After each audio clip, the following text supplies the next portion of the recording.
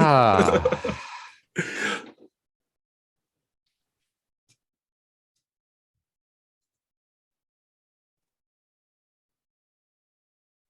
Spoiler alert, spoiler alert, spoiler. We feel that Batman's just really Mr. Mixoplick. How about that? Is that working, everybody at home? All right, there we go. Okay, I'm hearing audio on the stream now. Okay. Wow, I can't believe we revealed like the entirety of the Starhaven game. Yeah, right. There we go. Greg heard the Andy sigh. So the Andy sigh. Alex That's our is main very audio cue. fond of the Andy sigh. That's one of Alex's favorite noises. especially when he hears it as in a result of something that's happened to one of my characters. It keeps me young. So, Other than welcome- the being young thing. Yes, you youngster of the group. So, welcome everyone to our NetherWar actual recap, because this time we finished the darn thing. We are going to take questions from you, the viewers, you, the audience members tonight. We're going to wax poetical about, everything that we got up to, how the game stretched from a 6-book adventure path written from Green Ronin's standpoint to the over year-long experiment that we turned it into. So once again, now that we have sound, I will turn it over for introductions, and we'll start with Alex. Hi, everybody. My name is Alex, and I have been the technical difficulty for this stream. Also the game master for everything we've been doing, and I just wanted to let everybody know that we are going to be... I'm opening up behind-the-scenes questions, so if you have questions about how I came to certain decisions, or how the story was moved and crafted, or how many plates I had to shuffle and move around and made it look like it was on purpose, feel free to start asking them now that the stream is over. I'll avoid spoilers for the next season, but it'll be exciting. And with that, I'll pass it over to Kevin. Hi, I'm Kevin. I've been Overdrive for this adventure. I'm going to be answering some more questions tonight. So free product placement that I can actually get away with. A friend of mine received their copy of Sentinels of Earth Prime, the Mutants and Masterminds version of Sentinels of the Multiverse, and it's a lot of fun. But Bowman's a boo again. Why are you saying boo? I said woo. I said woo last time, but the audience didn't hear, so I was repeating the woo. Okay. I would never boo Sentinels. I would die first. I was a little disappointed that the guy playing Bowman did not speak in a voice like this. But I thought it was I haven't received my copy yet boo, not a boo on the product itself. Oh, okay. I'm easily confused. So we played 2 games. There's the big bads are in there, the big bads, and the guy playing Bowman is the only one who put a scratch in Omega. There's irreducible arrows. Yeah. Pretty nice. Bowman Brigade. Bowman Brigade. That's for sure. So with that, I will pass it over to the scarier half of Spooky and Speedy, Jonesy. Hi, everybody. I have been Mortis for most better part of a year. And it's going to be sad sitting on the shelf for a while, but I'm looking forward to the next campaign. I'm going to be here tonight. I won't be here tomorrow night, but I will be here Wednesday night, where I'm running our part 2 of our Dark Legacy Cthulhu Awakens preview game. We're partnered with Green Ronin Publishing to demo and give a preview of the game that's currently on Kickstarter, which is super exciting for us. So, yeah. With that, I will turn it over to Calvin. Oh, because Andy doesn't have to go. Well, hey, everybody, I'm Calvin, and for the last few months, I was playing Bowman, the agile archer with an awesome array of arrows that was continuously growing the whole time I was playing. I got a bunch more that I didn't get to use. Maybe I'll list off a few of them tonight. The orphan arrow. Is that an arrow that? Arrow. Yes, I was going to say, is that an arrow that makes orphans, or is that an arrow that collects orphans? It's It's a parent A bit of seeking both. it. Wow. Both, Wow. both. 6 of one, Oh my half dozen of God. the other. It lurks in alleys outside filmings of Zorro. So yeah, I've been Bowman. I'm also going to be in the Cthulhu Awakens game, so looking forward to that. It's getting real creepy. Not much else to say right now. Hopefully y'all have some really interesting questions we can discuss. Oh, also, gosh, Win with Dice channel over on YouTube. I forgot that thing that I do where I play games online 3 days a week and upload a podcast. We've been talking to a whole bunch of Lancer people, so that's been really fun. And we're going to have a really, really special guest next week. I wonder who it is. I wonder who it is. I'm excited. I got mean, something very fun planned. The mystery. I don't know who he is, but I hope he has fun. I've never seen that Alex and me in the same place at the same time. It's true. It's true. And as we said, I am Andy. I will be emceeing this tonight because Alex wanted consistency from the other two recaps. So you're welcome. So I'm going to start us off, Alex, with a question to you. Oh, boy. Because what the puck? Why NetherWar? Why NetherWar? Yeah, why NetherWar? Um, What started this whole thing? Well, NetherWar was it was sort of the new-ish event that Green Ronin had just published in the winter before we started in February, and I have always been a fan and advocate for Magic superhero stories. I continue to be. I love Doctor Strange, Doctor Fate, Constantine, Hellboy, Damien Darkblood, if you're an Invincible fan. And I thought with this particular group of characters, it would be a ton of fun. I was also excited to get Kevin and Jonesy a chance to play Overdrive and Mortis once more, because they had a really good story over at Heroes Incorporated, and I thought that there was more to mine from these characters, independent of the Heroes Incorporated story.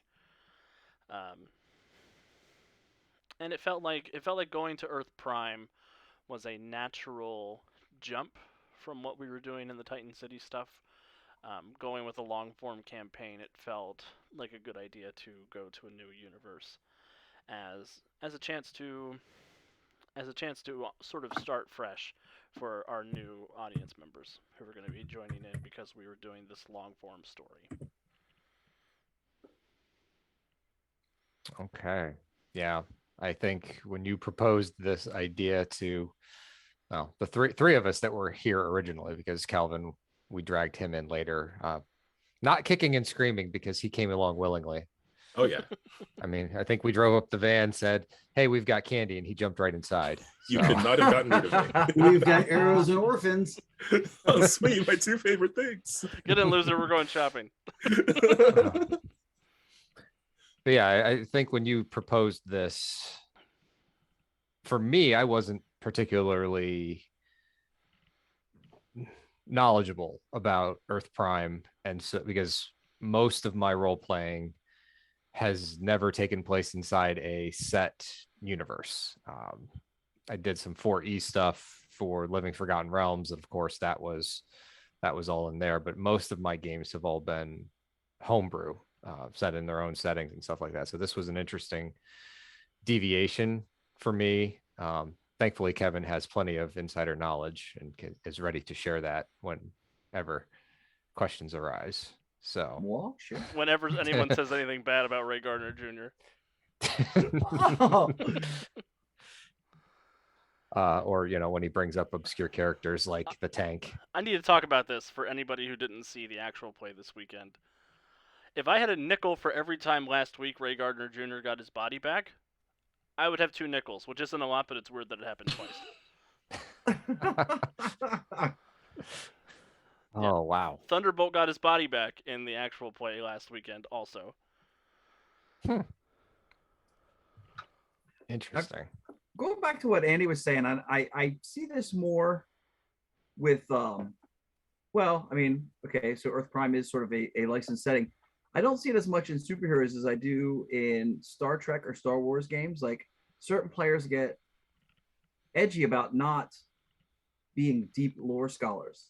And I've often said, like, well, think about the real world. I mean, most of the people bumbling around on planet Earth have no idea what's going on. It doesn't stop them from living in the world. Like, just explore. It's all good. Yeah, there is some truth to that. That was something I was nervous about because I have wanted to run a game in the Earth Prime setting before. Back when on my channel we were trying to figure out like something we wanted to stream and stuff, and I was like, I really want to do a Mutants and Masterminds thing, this whole setting here, but I don't know every part of it. And I feel like at this point I know it more, but I don't know. I was probably too overly conscious about it at the time. So maybe I'll do something with it later. I don't know. All right, Alex. So based off of that, it's a natural progression to a question. How do you run a game in an established universe? Which I know has nothing to do with NetherWar yet. We're getting there, I promise. Yeah. I think the trick is to just keep an open line of communication with your players and understand that not all of them are going to have the same amount of knowledge, but they'll have enough superhero knowledge or general science fiction or fantasy knowledge to be able to pick up the batons as you pass them. You want to make sure the information that you're able to give has some kind of parallel that they can latch onto, even if it's just a little bit, this is like this, and the players understand that and they pick it up and they run with it. One of the things you run into, you need to specify in the beginning anytime you run a licensed property, is that this is my rendition of it. It may be different than other renditions you've seen before. It may be, I might be getting a little weird and experimental. Trust me, we're going to have a good time. Follow me on this journey. And it's keeping that line of communication open and making sure that you listen and you earn your players' trust before you start to get too crazy and weird. And I think sometimes player knowledge can be a burden. Like my Overdrive is not, he's not a magician. He's not a deep lore character. So like sometimes it was hard. Like, okay, I shouldn't be the one reacting. I know what's going on, but Overdrive doesn't. So I should just sort of be surprised. Fun, I mean, I think half the fun is finding out about the world that you're gaming in. Like that's part of the joy of the experience. Yep. All right. So we've got our first couple of questions from the audience. The Deuce wants to know, since NetherWar seemed to run fairly smoothly, what moment or scenario felt the most dangerous to everyone? Calvin, we'll start there. We'll work our way around. There was a couple.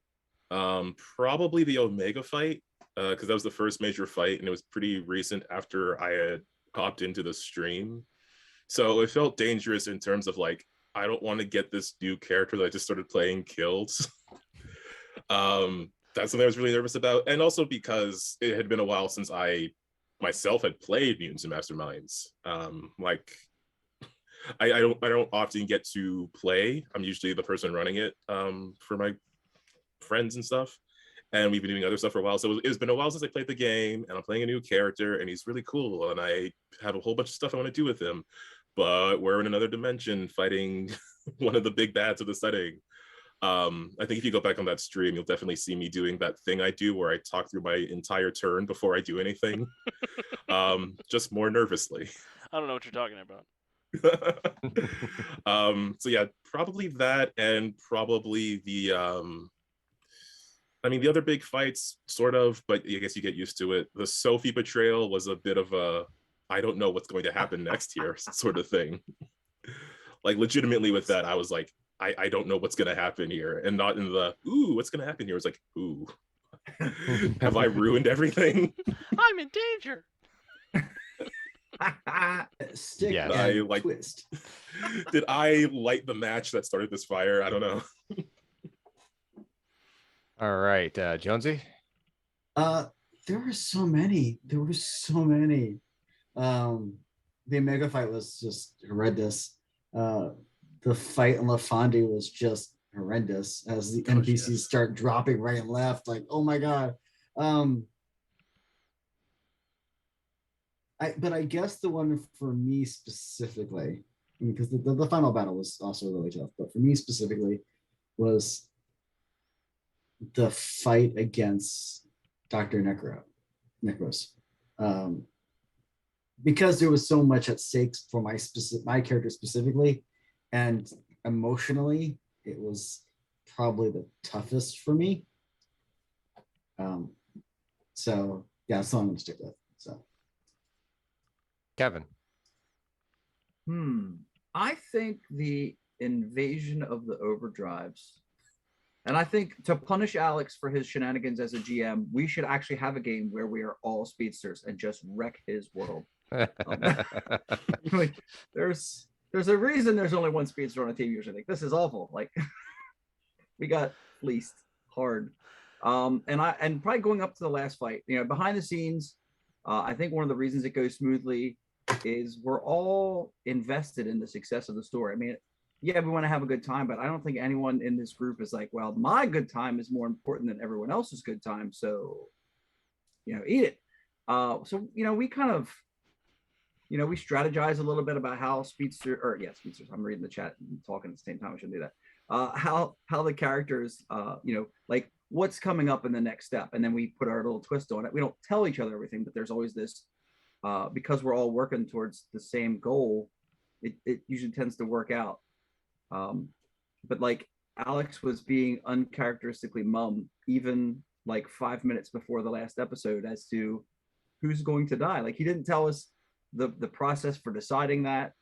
So that was a little scary. And then, we find out, well, we all lived, but 5 universes died. Like, oof, like that hurts.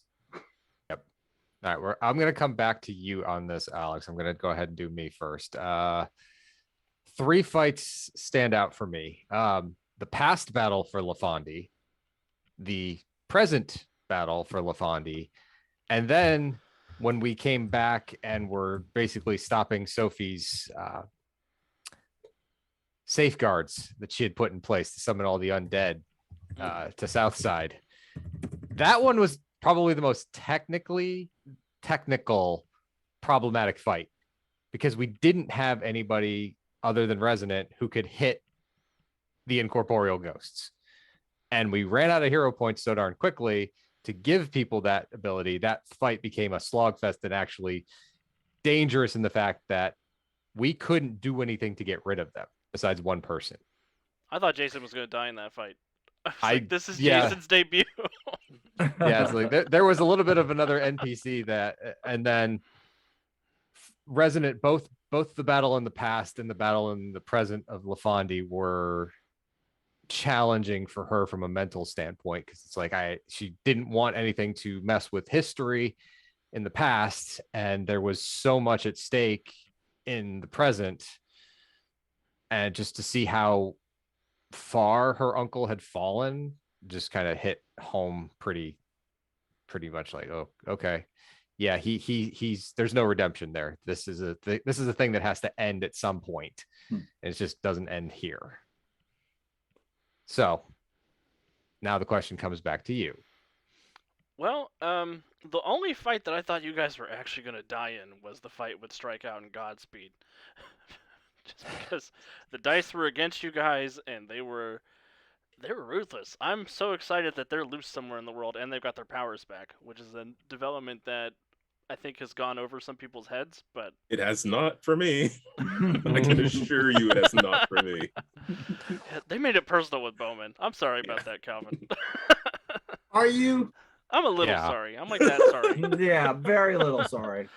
There was another fight also in the in that same string of adventures with the ghost golems that Andy was referencing, where it was completely dark in the Serpent People Temple, and those hydras were attacking you guys in the dark, and I had the dynamic lighting turned on, so there wasn't a whole lot of knowledge of where everything was or where everything was going. I liked that a lot.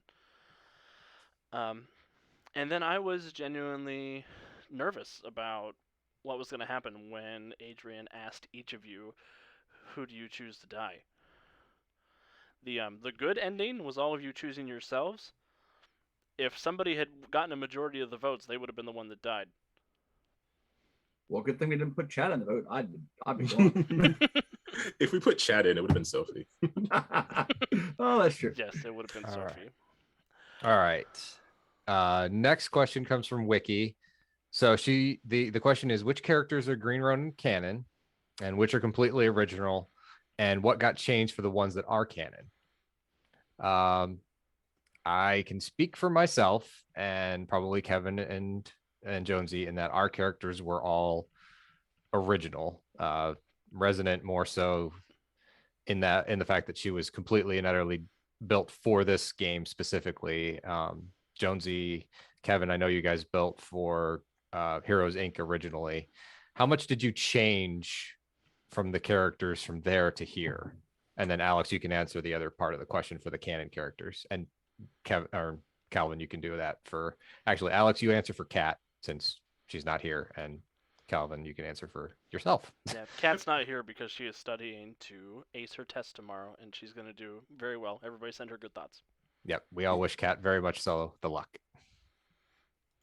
So go ahead, Kevin, Jonesy. Jonesy, go ahead. Okay, cool. So for Mortis, the backstory and was changed slightly, and it was a little bit more fleshed out. I filled in more of the gaps between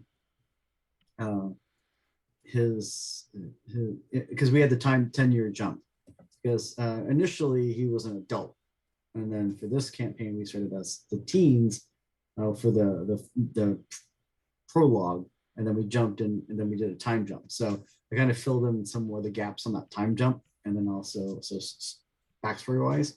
But the core of the character was the same as far as he had a relationship with Nick. He was an out gay man and all that stuff.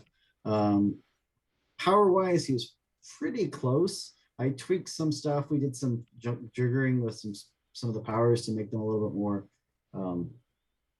fleshed out and easier to handle, because his powers are a little wonky, in my opinion. The soul vault is a little like, it took a couple incarnations to get the soul vault to where I think it's mechanically sound. Alex may disagree with me on that, but I did always, and then to that point, I did always try to put in fail safes with that. Like, he had skill tests so it could fail, and there's some things that he didn't have control over, just from an counterbalance, so I wouldn't just min-max over the NPCs. I think we should make a blog post about the Soul Vault so people could drop it into their games if they want to. I think it's a good idea. Just, I haven't thought about that before, but I think that's a good idea. All right. Cool. Thank you, Jonesy. Kevin? As Jonesy said, the original port in was kind of unchanged, but I had to reconfigure Overdrive's personality for the teenage game. I tend to play speedsters as a little over the top, exuberant, which has sort of a youthful bent to it. And then so to roll him back to his teenage years and be all, gothy with Seven in the gang, I made him a little angsty. And then sort of when we jumped ahead to the adult characters, he was kind of back to formula, as it were. But over the course of the stream, there's a fair bit of change that went on. Some things that we didn't explore in Heroes Incorporated that sort of became more prominent in the story. And in the original character bio I sent Alex for Heroes Inc., there was sort of a scene at the end of the little bio paragraph that that he could have taken Tracy as almost a Sophie-esque evildoer. Like I tend to, as a player, I try and just feed the GM, although in Alex's case that might be dangerous. Sort of develop a background where I don't know everything that's happening with my character, and just sort of with suggestions on how to run that. Like, my father was kind of completely undefined and never really became an issue in Heroes Inc., but became like a major plot or subplot in NetherWar, and that's cool.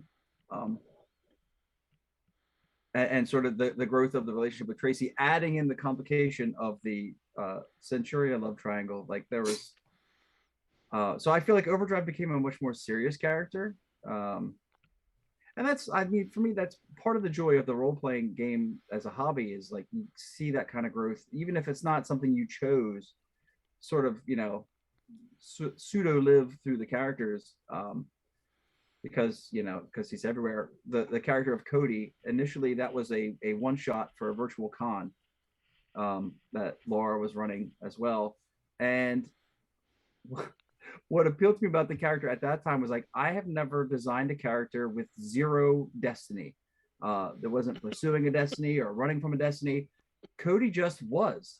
And now he's a multiversal constant. Oh, now he's a but then when she did the streaming ETU, like not the sort of off the grid virtual con game, like that character didn't stay that way. Like that character grew as well in ways that I didn't necessarily anticipate or plan for, but that just felt as a natural part of the campaign. Like when I try to do the same thing when I'm running, like I want the players to feel like it's a shared world and they're impacted by it and have an impact on it, kind of thing. So I like, just the way characters interact and you sort of see that growth coming from just the adventures. So yeah, so it's a little bit of original Overdrive, but a whole lot of angst and growth. That whole, walking into the sunset at the end of the last episode, not phasing the character out necessarily, but I felt as though, the experiences just meant that, Overdrive has some soul searching to do. And so I don't always like to decide ahead of time. I like to sort of just wing it and see where the character's going to go. Like that's.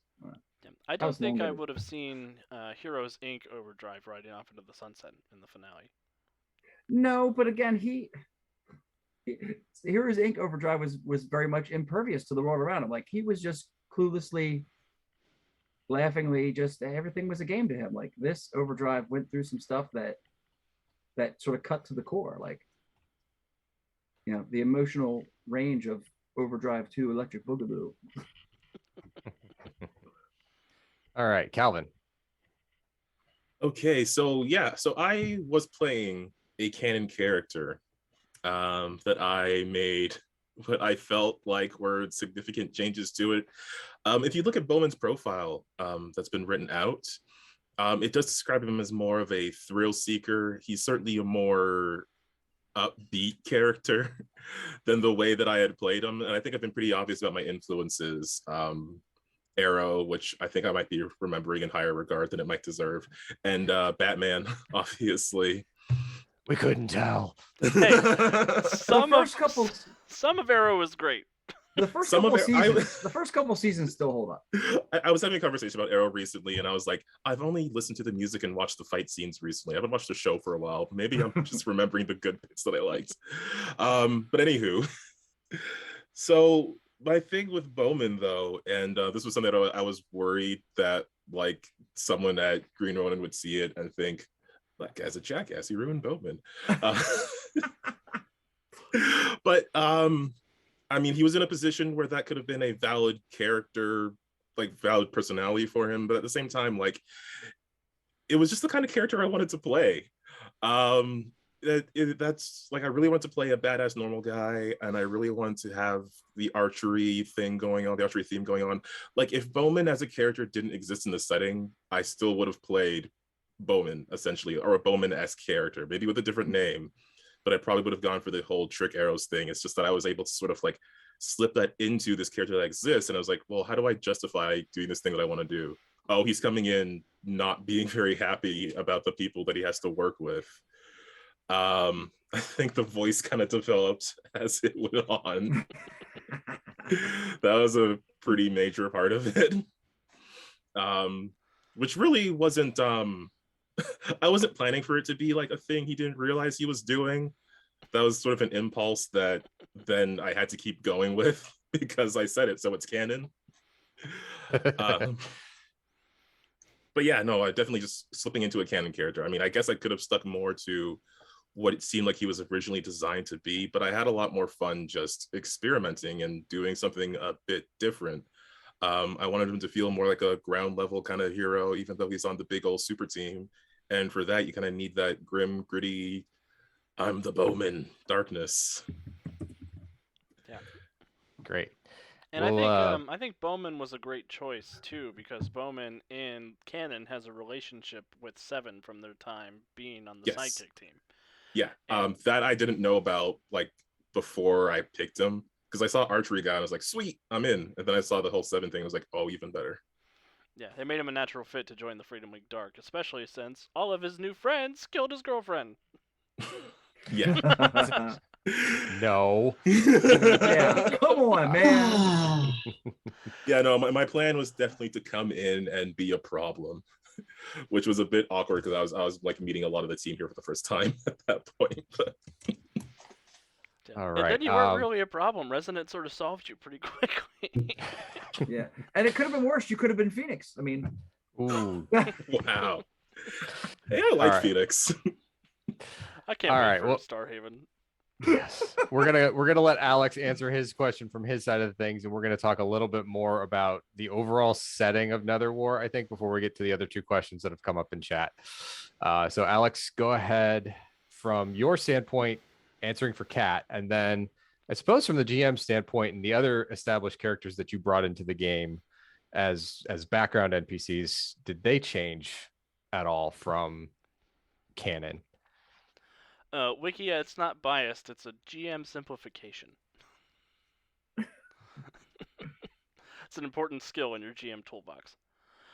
But for Centuria, Centuria is another one of the canon characters, and I asked Kat to step in as Centuria originally because Centuria had a similar power set to Nova, the Dark Star. Darkstar, who was going to become Nova. I think Nova was the adult superhero yes, version. yes, I remember that. Yeah. Centuria has a similar Paragon style of power set, so the encounter, as I was moving the assault on the Nereus Nexus adventure around, I had built a couple of encounters that I thought would be useful to have a Paragon present. So I said, "Hey, Kat, I know it's a couple of hours before the game. I will send you a piece of chocolate cake if you please come and join us for just for this episode. I promise it's just a little bit." And 48 episodes later, 49 episodes later, she was still here. Yeah. But Centuria's personality is very different from characters that Kat traditionally likes to play. And I think Kat felt a little constrained by the personality that Centuria had. And there was something in the Assault on the Nerean Nexus adventure that was added by John Plojic, which was the probability shards, which are these MacGuffin magic items that are in NetherWar that the heroes can use to either change their powers, essentially like a respec in an MMO, or they could use them to attack somebody and change their powers. Our heroes never used it for that. Our heroes, I thought it was a great opportunity for Kat to get to play a kind of Centuria that she wanted to play. So I said, "Hey, this is the thing that exists. You seem interested in continuing to play with us. Is this something you want to do as an option instead of coming up with a custom character?" So I gave her both options. I said, you can make a character of your own if you want, or if you would like to continue with Centuria, this is a plot thing that only comes up in this adventure and doesn't show up anywhere else that I think would be cool to work with. And Kat ran off with that. She was like, "I love that idea. I want to take this character because there's somebody from the actual world, so it adds that sense of legitimacy to the Freedom Week Dark, but I can put my own spin on it." And I really like what she did. I think it was a cool addition to the team. It was a fun twist on an iconic character, and it gave Kat a very defined role as the person who punches everybody and is damaged at the same time, which was fun to experiment with, I think. Yep. And then the NPCs? I'm trying to think of who the major MP... Adrian Eldritch is probably the one that most people are going to be like, "What the fuck, Alex?" Because I have characters like Eldritch and Doctor Strange and to a lesser degree Dr. Fate, these master mages, these lords of order, they have a very different relationship with the big picture compared to other superheroes like Superman or Captain America. They see things on a much larger scale, and they are a lot more often willing to make sacrifices or big plays that other heroes don't enjoy or don't think are good ideas. That isn't something that is explored very often in the Freedom City sourcebook or anything, because Adrian has been gone for a while and he's sort of left as an open book for GMs to play with. Generally, Adrian is more of a Kent Nelson figure, where he is the big master mage of Earth Prime, and he was a trickster, and he had all these plans going on. But he's never in canon. He's not typically willing to go to the lengths that I had him go to, which is a decision I made because NetherWar was a dark story, and there was a lot of dark themes involved, and Adrian having this grand scheme, this grand 1 in 14 million odds plan to defeat Una felt in character to me, and it gave me an interesting villain to work with for season 2. I won't go into too much about that, but Adrian's probably going to be the primary antagonist when we come back together. Not necessarily a bad guy, but the person who the heroes are going to be up against for a reason I won't get into just yet. Spoilers. The other major NPCs that showed up, I added the Cynthias to Daedalus because the name cracked me up. And I really liked what Paul brought when he showed up and played NPC Daedalus. He showed up for an episode as a special guest appearance. He brought a very fatherly energy to Daedalus that I thought worked really well with the PCs at the state they were in at the time they met Daedalus. Because Centuria had just come to Earth Prime. The Cat's Centuria had just come to Earth Prime. And this was basically right after the band had got back together, after the assault on the Nerian Nexus. That's also why I tried to keep Daedalus far away, because I don't have the same loving energy that Paul has, and I didn't want to ruin that. Oh boy. And Thunderbolt, I'm very sorry to any Thunderbolt stands out there. He just has a really sad story, and there was an opportunity there because when he was still a flesh and blood person, he had a crush on Centuria that may have been reciprocated, but when he lost his body, he sort of disconnected himself from that. And with this Centuria having a romantic interest in one of the other PCs, it felt like a good antagonistic relationship to work into the story. I just didn't intend for it to. I just didn't intend for him to get shit on as much as he did. I don't know that I felt defensive as a Ray Gardner Jr. fan. I just, as an old school Mutants Masterminds player, and don't get me wrong, I love the game, but the setting in 3rd edition is so much darker in general. Like almost all the next gen's lives are ruined. Like, what happened? I don't know what happened to Sonic. Maybe it was something good. Well, he's kind of almost like you don't see much of Sonic. Like he's in the neighborhood, but I don't think he's not on the next gen team. He's not in the Freedom League. Megastar and Thunderbolt really got cronked. I think Nereid is back in Atlantis, kind of off the grid. Like they're all wrecked. Megastar is in the Rogues Gallery book as a villain. Yeah. He's sort of wandering the stars as a anti-hero. Like he was a player character choice in the actual play I ran on Saturday, and the guy who played him was like, I got rejected from the Freedom League twice, and there's 2 Freedom League members here. Bet. Mayhaps we'll see him again in space. Yes, perhaps we will. Wiki does say there was an opportunity there to make it sadder, and Alex just couldn't resist. That's fair. That's fair. It is something. Knows you well. It is an impulse. It is an impulse I am going to resist to the best of my ability with Starhaven. Bullshit. I'm sorry. Cough there. All right. Well, like I said, we'll get back to the other 2 questions that were audience driven, and we're gonna basically let's try to give a quick little recap of NetherWar as it was. So NetherWar itself is a prequel book that's supposed to be characters as teenagers, so kind of that either Young Justice season 1, season 2-ish type of thing, or Teen Titans type of team. And then it's 5 books of the prime actual NetherWar scenario in and of itself. Mm-hmm. I think what is Green Ronin's official estimated playtime for this adventure path, Alex? Something like a month, 2 months, if they even have one. Yeah, I don't think that there's an official idea.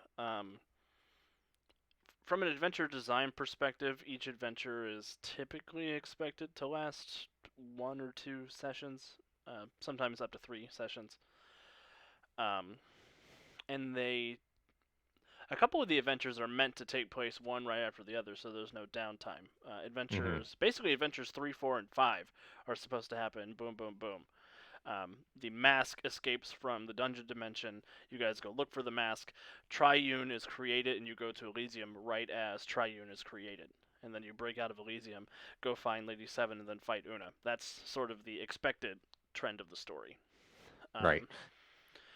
Which I guess is more in line with if you want to do like almost like a movie experience for your campaign rather than a long sweeping TV series sort of idea that I had. Definitely But a TV series. there are several mentions within the adventure modules themselves that say if you want to expand out, this is a suggestion.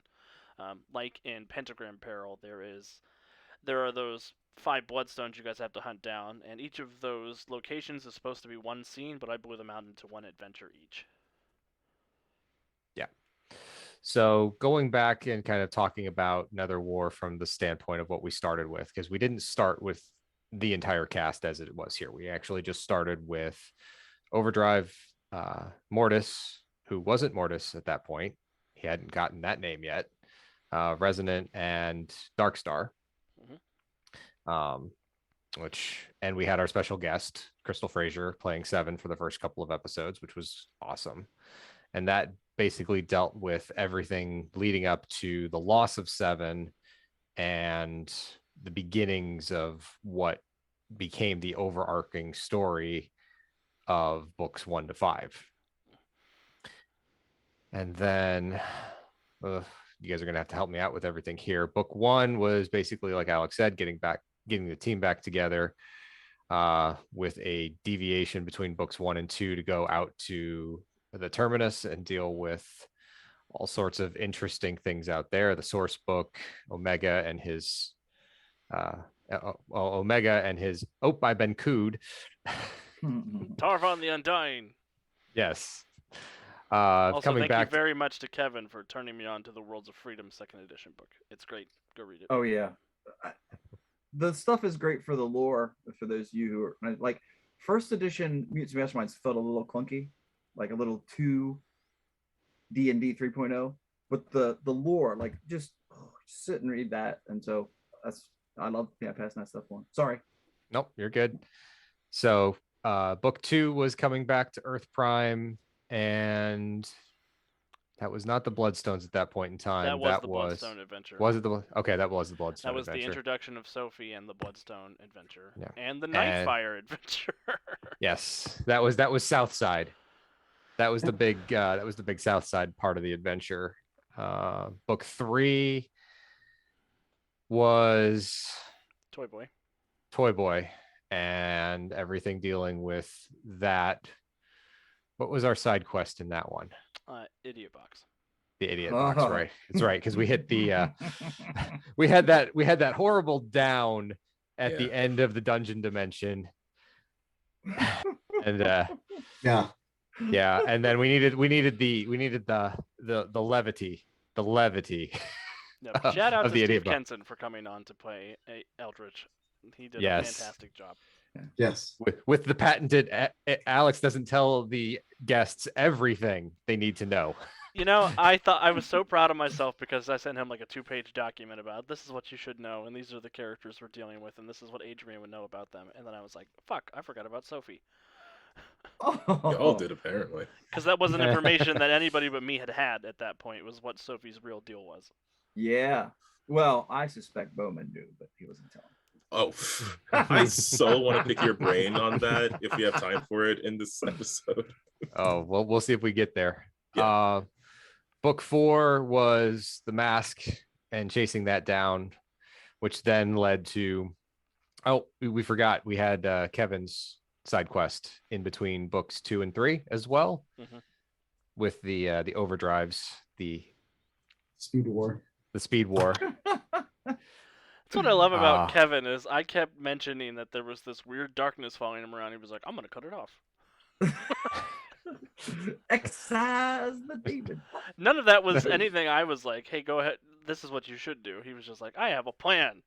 It's like, what? It's like I use all my- of Overdrive's plans. It's a bad one.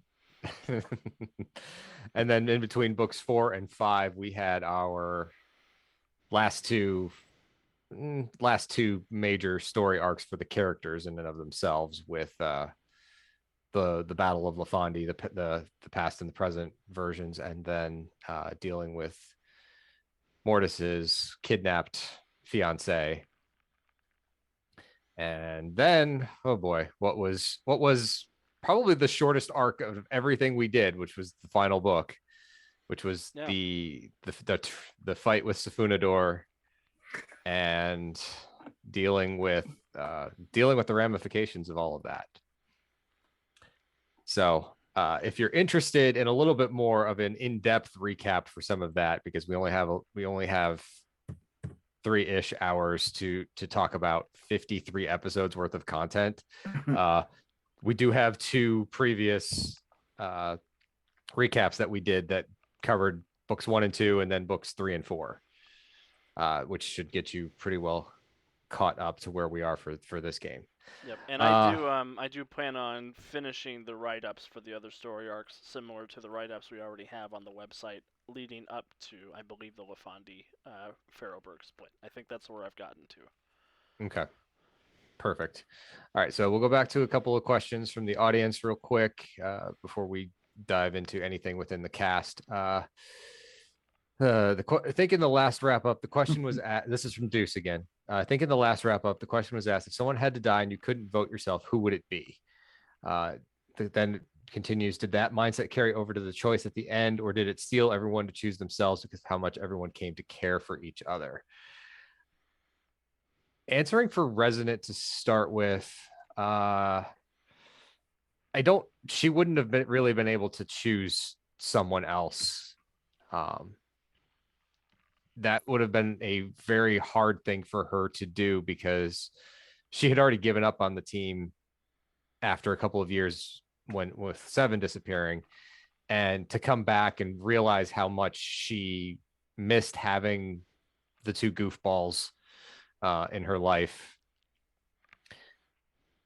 probably would have made it very hard for her to choose either one of them, or even Bowman or Centuria. She knew how much pain Centuria was in, and there was that bit of like, well, Bowman's joined the team, he's become just another family member, so she wouldn't really have been able to sacrifice anybody else.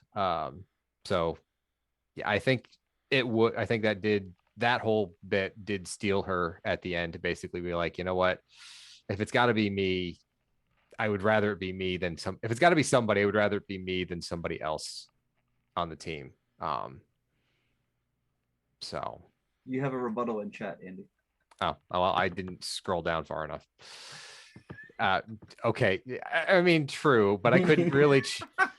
Karen was that little NPC nemesis that just kept getting thrown in, that I got to take out a little bit of frustration on a couple of times. That was fun. Karen's gonna be the big bad of season 2. I changed my mind. Not Eldritch.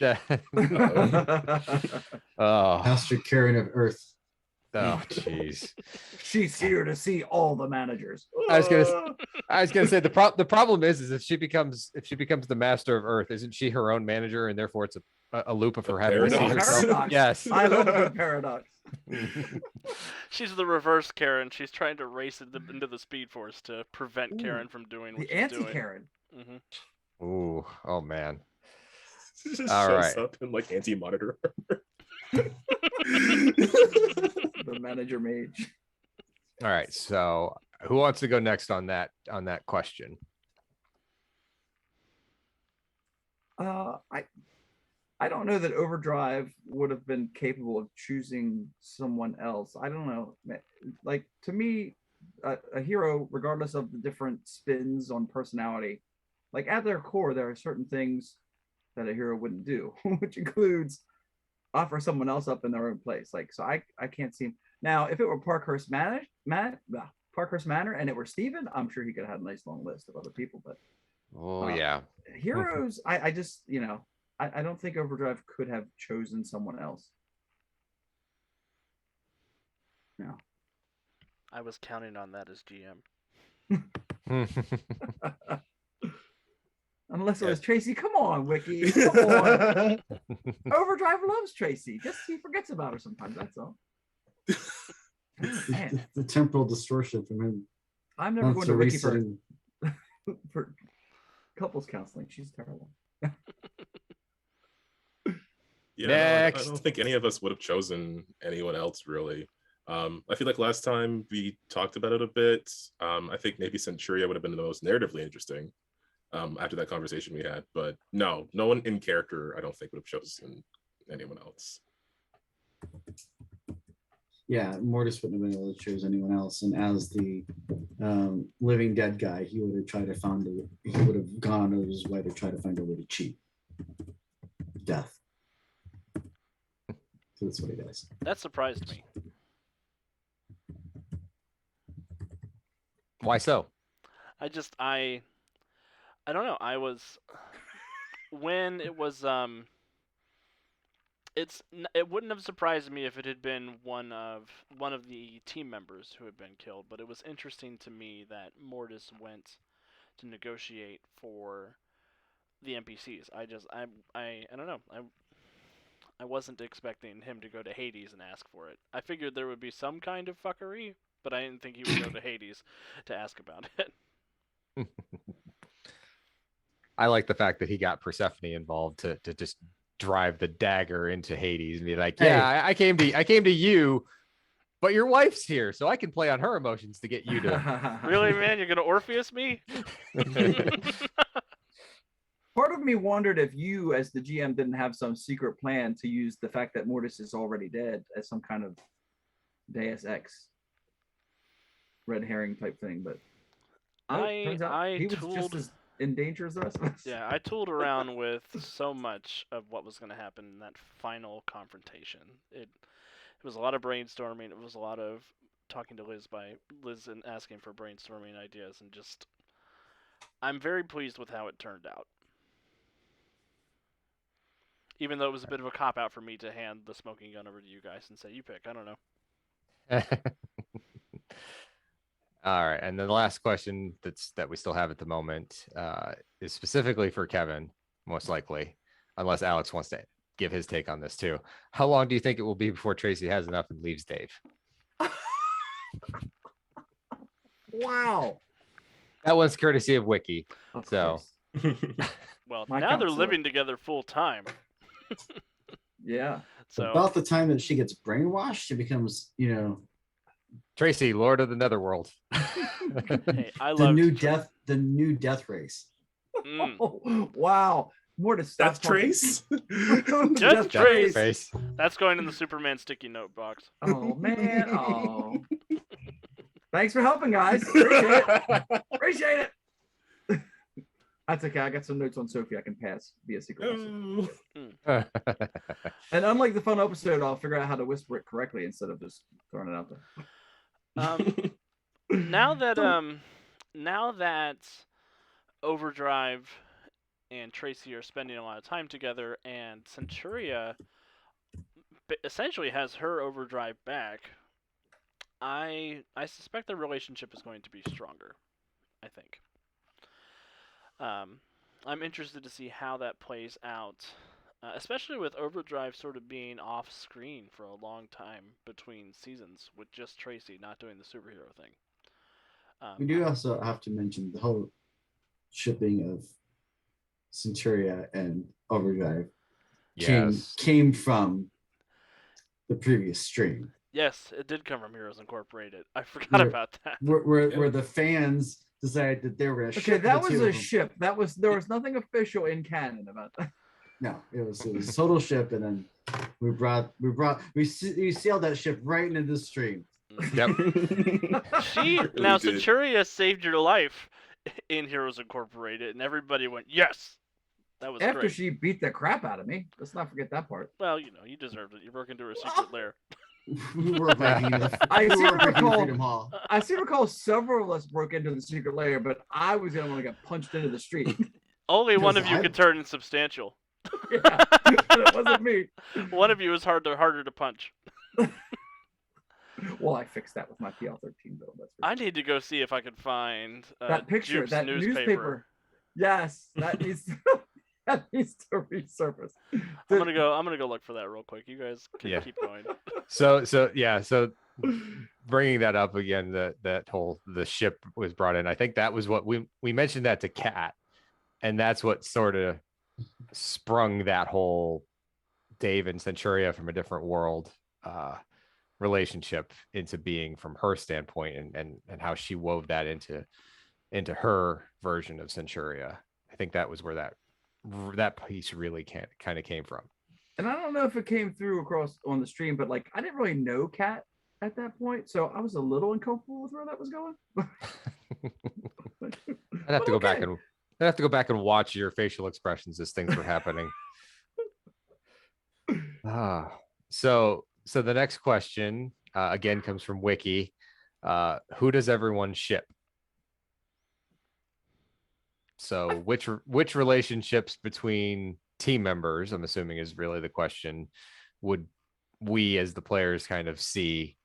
I mean, there's only one ship in Mortis's book, and that's Mortis and Nick. I'm fairly certain. Yeah, pretty much.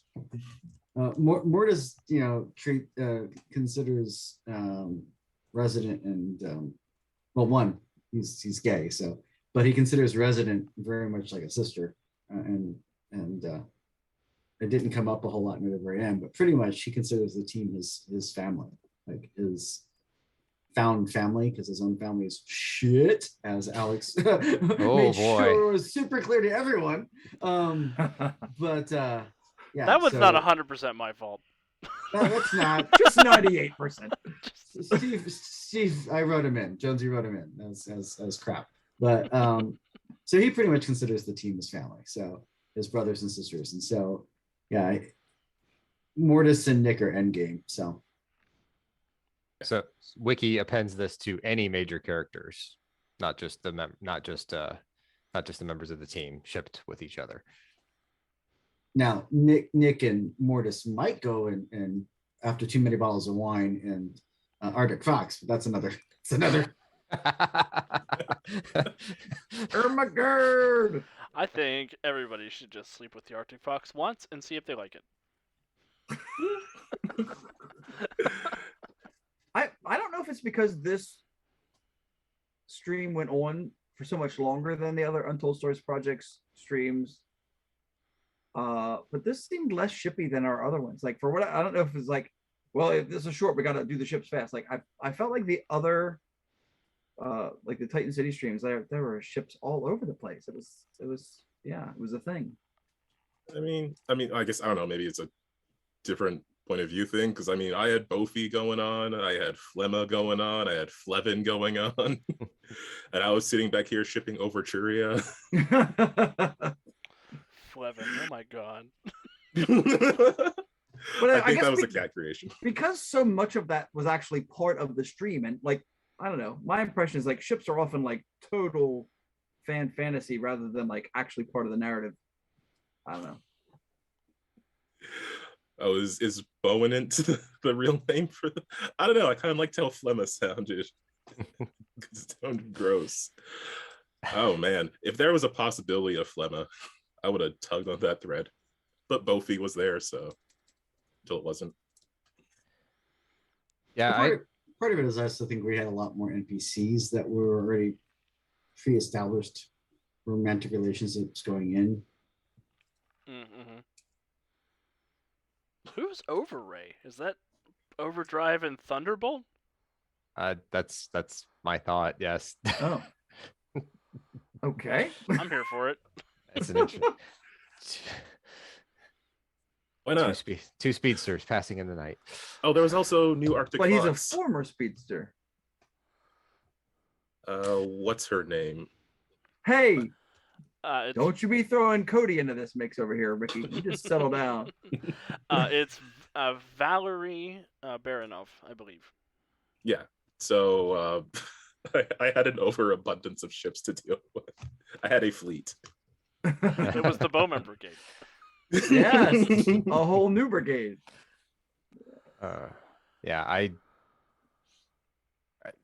there was a lot of for Resonant. There was a lot of just, I would say, because everyone like for Mortis, everyone was kind of extended family because she had been alone on Earth Prime for separated from her own family, that everyone she became close to just became a member of her family. There wasn't any real romantic connection that she felt with anybody. I don't know if we'll explore that in the future or not. We can see where that might go, though. Ori was very sad about that. I know. Well, she hadn't seen him for 10 plus years, so there was that about like, oh, hey, yeah, before I even thought about that, that's weird. Okay. She had to wrap her head around that. Didn't work so well. Deuce asks, what's the one dangling plot thread, if any, that everyone still has in their mind that they haven't completed? Speedsters. What was that? Speedsters? The Speedsters? Yeah. The two Speedsters are there, Strikeout and Godspeed. That has been every episode. I have been thinking about that. You're just waiting for one of them to run past you, clock you in the head with a baseball bat, and keep going? Probably. Fun fact, every time Bowman trips on his shoelaces, it's because of the Speedsters. Oh my god. I like to think that is somehow karma for Bowman. And I can't remember if it was the first time Calvin played or it was actually Bowman as an NPC. I think it was Bowman as Jonesy. Yes, I was running him as an NPC during the big fight, and I just lit your ass up. Crap out. I'm like, yeah. It was like shades of that Arrow episode where Barry Allen was guest starring. And I'm like, I'm just embarrassed. I just got fleeced by a normal guy with a bow. That's why they put him down first before they came for anybody else. They're like, Bowman is the true threat. If I was to have picked an actual canon member of the Freedom League to have played, I would have gone for Bowman as well, which is it's just really cool. He is really cool. For Gemma, for Resonant, I know her dangling plot point is, where did her uncle go and what nefariousness is he up to? That's something that's weighing on her mind a little bit now, especially now that everything's at least somewhat resolved, except for like what happened at the end of the last episode, because she was the only one there when confronted by all those mages of significant power, which she would have noticed right off the gosh darn bat. Mages of Significant Power is a good team name. Of course, one of those characters isn't a mage. That's true. She's not a mage. She's a golem. But she's acting as a representative for a very powerful magical figure. Oh, geez, that's why you sent her. That makes sense. I want to answer a question from the chat specifically about Mutants Masterminds lore. Ogric is asking about the character of Knockoff. So Knockoff was the archetype for the Mimic in the first edition Mutants Masterminds Player's Handbook. And for those of you from around back in the day, a lot of the stuff in the first edition Player's Handbook was not necessarily Freedom City, but it was in a setting called Metaphor by I forget the name of the company now. Is it Super Unicorn? Yes, yep. Super Unicorn. And so the only book that I know of that came out for Super Unicorn was Crooks, which was updated to second edition Mutants Masterminds as a PDF. So that might still be available. So there might be a little snippet here or there in the side lore. Like that's a villain book, obviously. Yeah. But there might be some snippet as they look at his nemesis. I don't know of any official write-up for Knockoff outside of that. But the first edition Player's Handbook and Crooks, first or second edition, would be the only place there might be some lore on Knockoff. And he's an interesting character, and I think he's popped up at least in second edition art, maybe third. Yeah. Yeah, I don't think we've gotten to a 3rd edition conversion for knockoff yet. I've done a couple of conversions from the Crooks book for the Patreon, if you remember, from whatever edition Crooks was to 3rd edition. Well, yeah, there was a 1st and a 2nd edition book, but knockoff was one of the heroes, so I don't know that there was a whole lot on him other than the 1st edition, archetype things. I mean, for powers, I guess you could just borrow the Mimic's archetype from the 3rd edition handbook and layer on your backstory, but yeah, he's a Mimic. Cool. I don't think everybody answered about the dangling plot threads yet. So I'm gonna... Nope, not yet. So sorry. the dangling plot thread, not so much really a major plot thread, more of just my character's backstory, because I'm apparently egotistical like this, but the wedding. Yeah, I was gonna say, Alex, you the promised wedding. us a wedding and we didn't get it. Hey, yeah, that's right. Wedding season 2. Me and Alex talked about it. We're gonna do the wedding season 2 because there's a lot. There needs to be the bachelor party. We don't want to rush the wedding. I cannot wait for Medea's bachelor party for you. Oh God, yeah. Oh my God. Because she's just gonna take over and run that thing for you, regardless of who you choose to be in charge of it. Mm-hmm. Plus, we're dealing with the multiverse next season, so Medea could be Tyler Perry instead of the Greek goddess. Oh God. Why? I promise I won't do that, but it's a possibility. The memes pouring through my mind right now are staggering. Medea's spooky bachelor party. That's gonna be the name of the episode. Oh God. Good boy.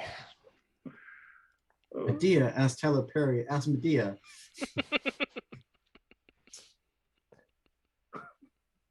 Yeah. Oh man.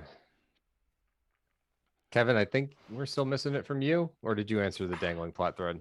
I mean, at this point, where is Overdrive going next? I guess is a dangling plot thread. And that's not something I necessarily want to answer right away. I want time to sort of stew on that and bounce ideas off of others. So half the fun is figuring out where you're going. All right. And I will abstain from answering because I have some ideas about dangling plot threads. Other than Centuria's takedown of Omega and everything that's going on with her as the Master Mage of the Terminus, with Shadavan as her inside person. I'm excited to explore that, even though he didn't return for the finale. For a second there, when you said takedown, I was thinking of her slap fight with the one character. Yeah. Yeah. Cool. Yes. I was thinking of her one-shotting Sandstorm. multiple times. Yes, that was. Oh man, that was so Every much fun. time, not 20. Every time. All right. Wiki asks, which NPCs not directly connected to your character are you most hoping to see again in season 2?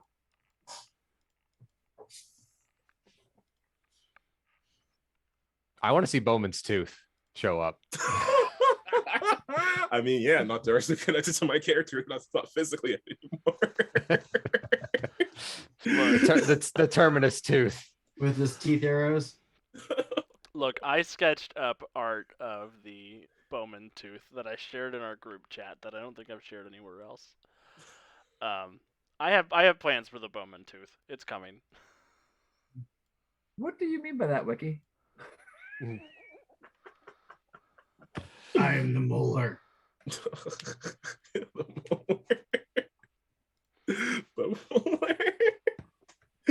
Yes. No, not to be confused with molar, attorney and dentist. Wow. Wow, Andy. Oh. Oh. If you are a member of our Discord, I did post the image from the newspaper of Overdrive getting beat up in the public Discord. It's public. Gotta keep that just among close friends. Come on now. Jupe did not have the newspaper itself, but she did have the art that she drew of Overdrive on his face. That is not flattering. Yeah. So chat, you better up your game. You see what we were getting from the chat back in the day? You better up your game.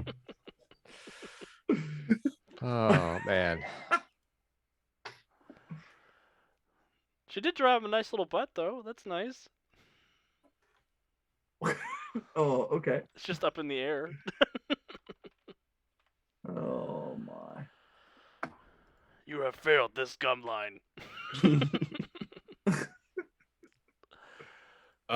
Who we want to see in season 2? Yeah. NPC wise. I was trying to think of like a random obscure person. I have a whole list I don't want to see. Yeah. Your actual family. I forget his name. The one who runs the newspaper that Overdrive works for, that J. Jonah Jameson guy. As well as I had it and I lost it. Oh no. What's her name with the boat? Juliana. Oh, Yeah. Who? Juliana. She was the lady who was attacked by animated inflatable sharks, and you all made fun of her because she had a magic belt that let her breathe underwater for 7 minutes. She was also like a magic tryhard.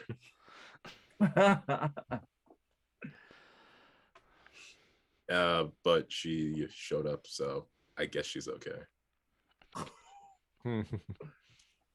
And everyone's love interest. I want to see Nick again because I want to see the wedding. I want to know what's gonna go on with Tracy because I'm really curious about that as I'm watching from the sidelines. I kind of like to see Daedalus again, even if it's not as an NPC but played by Paul, which actually I think would be better than an NPC. But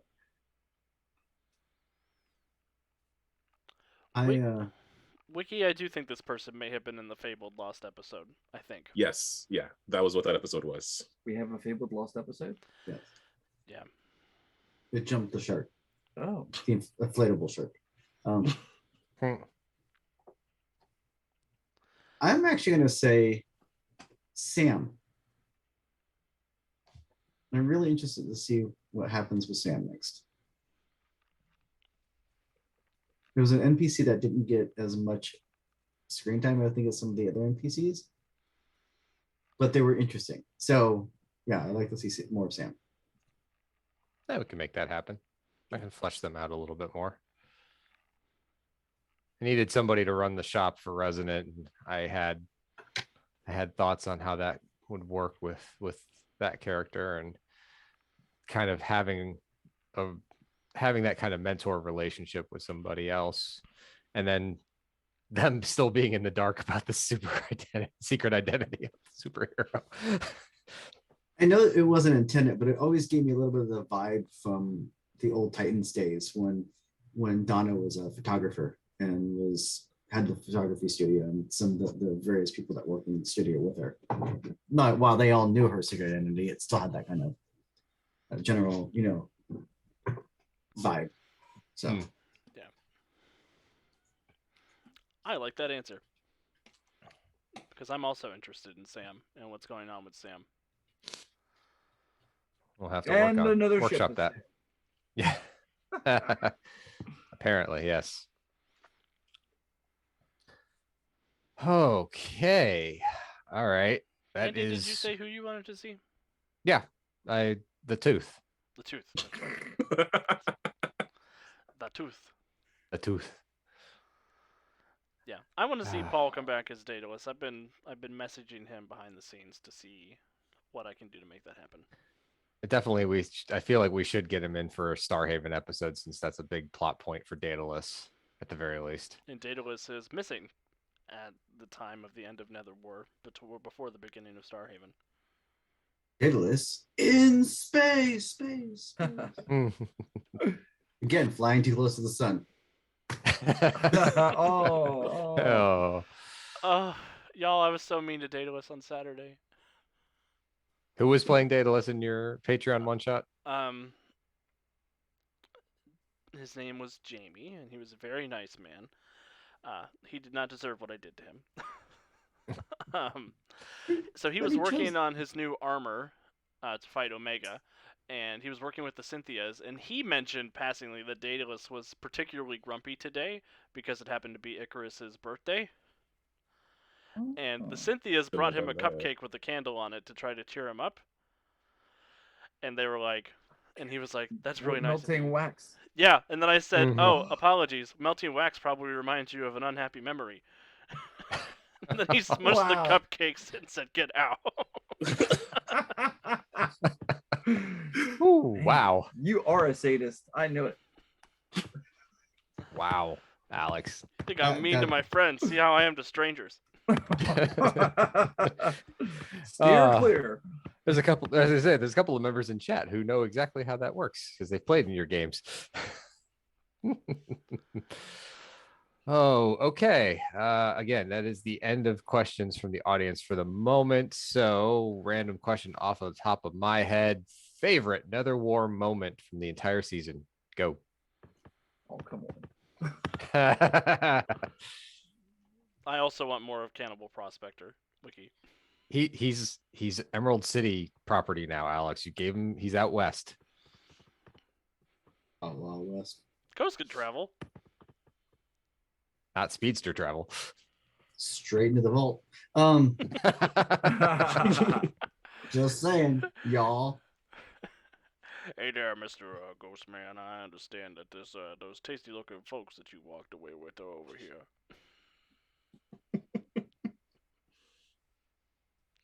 Oh, Yeah, I know. This is a tough question. I know, because there's been so many good moments. gosh. Like the first I'm the attacker. Meeting Rar. I loved when Cat smacked him with the freaking parking meter. Yes. Oh, the crossovers. Every time she one-shotted, hands down. And Dracula. And Dracula. And then just those masses of takedowns. I don't know. So many to choose from. And like all the idiot box stuff. The Contessa fight was really good.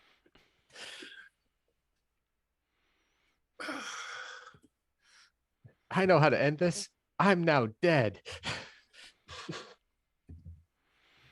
Unacceptable.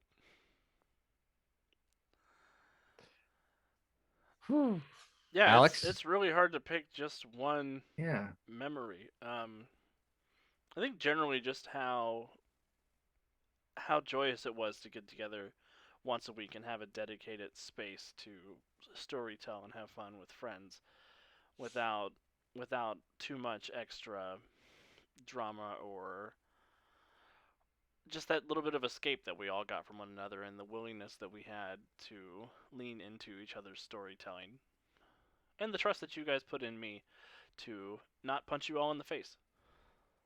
Too hard. Well, yeah. More than we could handle. I don't know, that Terminus fight, though. That was a little bit more than we could handle. The cloak limitation argues that last comment, but okay. Wow. Right. Fair. Yeah, it's Too hard to think choose.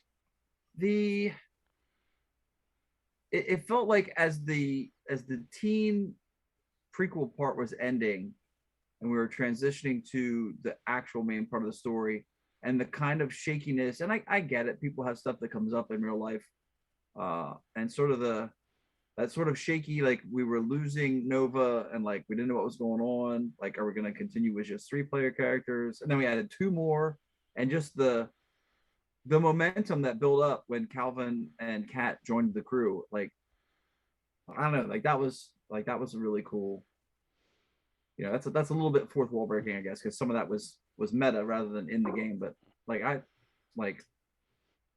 that's, you know, it's just like it just felt like it hit its stride again and then just like went beyond expectations, I think. Yeah, it did feel like everything sort of clicked into place, and then the train was moving at that point. Yeah, I think. Mm-hmm. I'll go ahead and say my favorite moment, and I think it's just because we had a guest star, but was the supposed death of Adrian Eldridge on screen when Kenson was playing him and did the whole big speech knowing that Alex didn't give him enough notes ahead of time, and he improvised that all off the cuff, and I think that was because it was so unplanned because it was also an NPC and guest character. I think that's probably one of the standout moments for it because that I can pick because there's so many little moments with all the other characters. Yeah. I would agree with that, Jonesy. And it's like, part of it is like, oh, I'm geeking out because here's the guy that made my favorite role-playing game ever. He's playing in the game. Like, yeah, that was really great. I mean, like, if we're picking meta moments, then I would have to say my favorite moment is just because this has been on my mind a whole lot recently. Just the time when we were just talking about like me coming on the show permanently and how everyone was just like so excited, enthusiastic about it. I just really appreciated that like a whole lot. Because I had been around the channel for a while, like in one shots and Fallout and stuff. And I was really excited to get into a superhero game. And I'd been a big fan of the Heroes Inc. game back in the day. And I don't know, it was just nice to like hang out with people that I was having fun with and just making new friends and playing this awesome game. And just the way everyone was just like really excited right at that initial moment meant a lot to me at that time. I hold on to that memory still. Calvin Not was trying like to be our super one sappy about it, commenter on Heroes Incorporated. He was the one person who commented. really? Yeah. Yeah, because I was there shipping Overdrive and said I was captain of the Overturia ship. Wow. This is Calvin's fault. Wow. Well, I feel like Jess was on the stream doing a lot of shipping back then too. He was a shipper. There was a lot of shipping in the Titan City universe from her. Yes. Yes, there was. Oh man. I feel, I mean, with Calvin talking about joint, like we were excited. I feel just really blessed. Like closing in on 32 years of gaming. The first decade was rough. I mean, there were some groups that really felt like a chore to go be part of. Like I don't have that anymore. Like I am happy with all the groups that I'm part of, and like I look forward to gaming with all of them. Like, so yeah, I mean, I'm glad you're here, Calvin. But like it's a good group, and it's good to add good people to it. Yeah, there were like way too many individual moments that happened that were really, I feel like they were really great role-playing scenes. I mean, like the one Alex kind of mentioned a little bit ago with Gemma talking Fletch down before he like officially joined the team. That's like a standout role-play moment for me. But the overall, like, I think just the behind the scenes stuff was there's Kat. Yeah, Kat knew we were saying nice things about her, so she's jumping in. There was That's like not her usual chat name. Yeah, yes it is. I think it's just it? not the right. Yeah. I think the big thing for me was we did have those moments of like hesitation with things that were happening and we weren't sure where things were going on. And it's like, yeah, you don't know what it's going to be like if you add another player, let alone two in the middle of a campaign. And it didn't, like, it can go well and it can go horrible. And this went amazing to add two players in, especially with one with 2 hours worth of notice and no real notes on how to play a character. And then Calvin like, yes, I'm going to play this iconic character and it's exactly what I want, but I need to tweak him the way I want him. So there was that too. So just that, we're kind of like a well-oiled machine now, which I think is why this group is moving on to Starhaven. I am stoked about Starhaven. Oh, all right. Well, we have hit about our hour and a half mark. I think we'll come back and take some more questions, do a little bit more talking after we take a little bit of a break. Does everyone think that's a good idea? Sounds good to me. Alrighty. Yeah. All right. We will be back in just a few, everyone. Sit tight or get up, go to the bathroom, grab a drink like we will, and we'll see you in a couple minutes.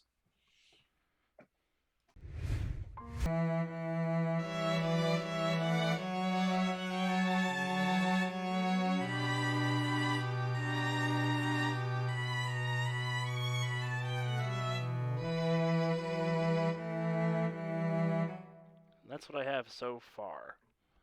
Okay. I think we got some good reaction to that one.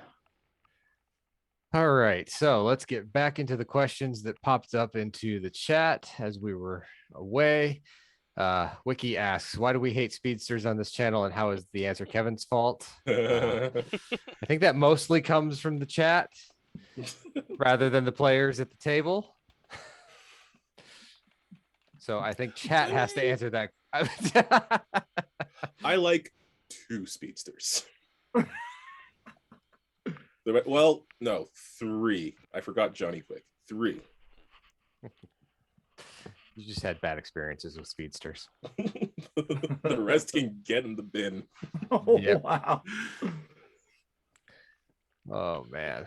All right. The next question from Wiki is if the current character we are playing has to be put down, as in pushed aside, not euthanized, I'm assuming, for all or part of season 2, what type of hero would you bring in for your new character?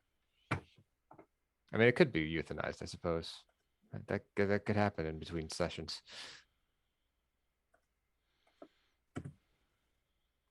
Don't everybody go at once. Well, part of me was thinking maybe a magic character, but the more I thought about it, I actually legitimately do want to play a speedster.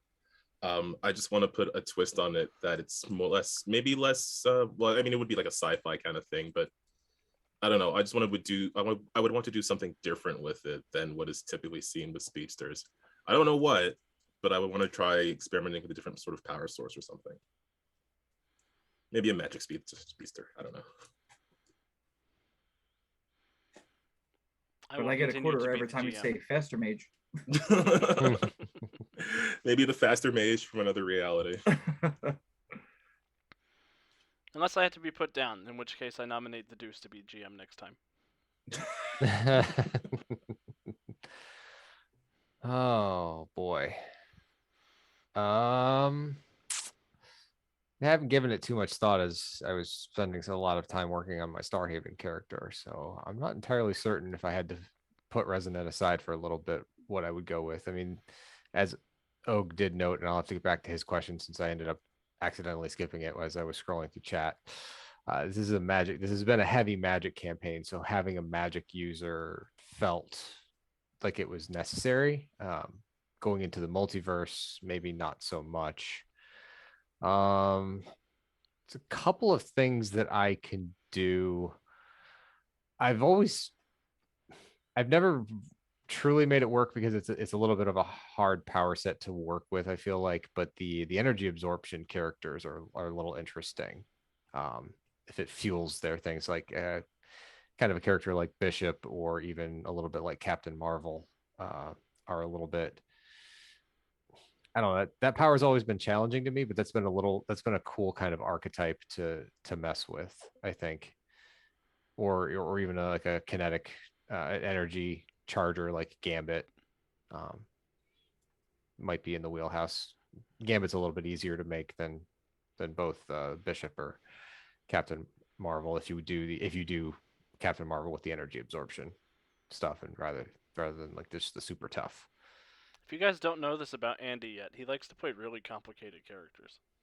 Just wait. What? Just wait. Yeah. Right. I get emails very often from Andy like, how does this look? Is this okay? How would you do this?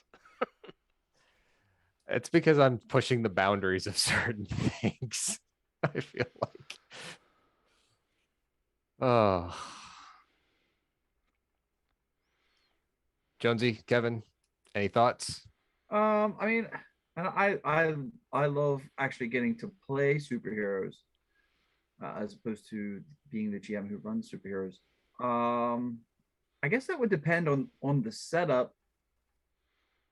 I mean, I find it ironic that I've kind of avoided for my online Mutants and Masterminds experience. I've kind of avoided playing the Paragon type, which I tend to lean to on that rare occurrence when I get to play a superhero role-playing game.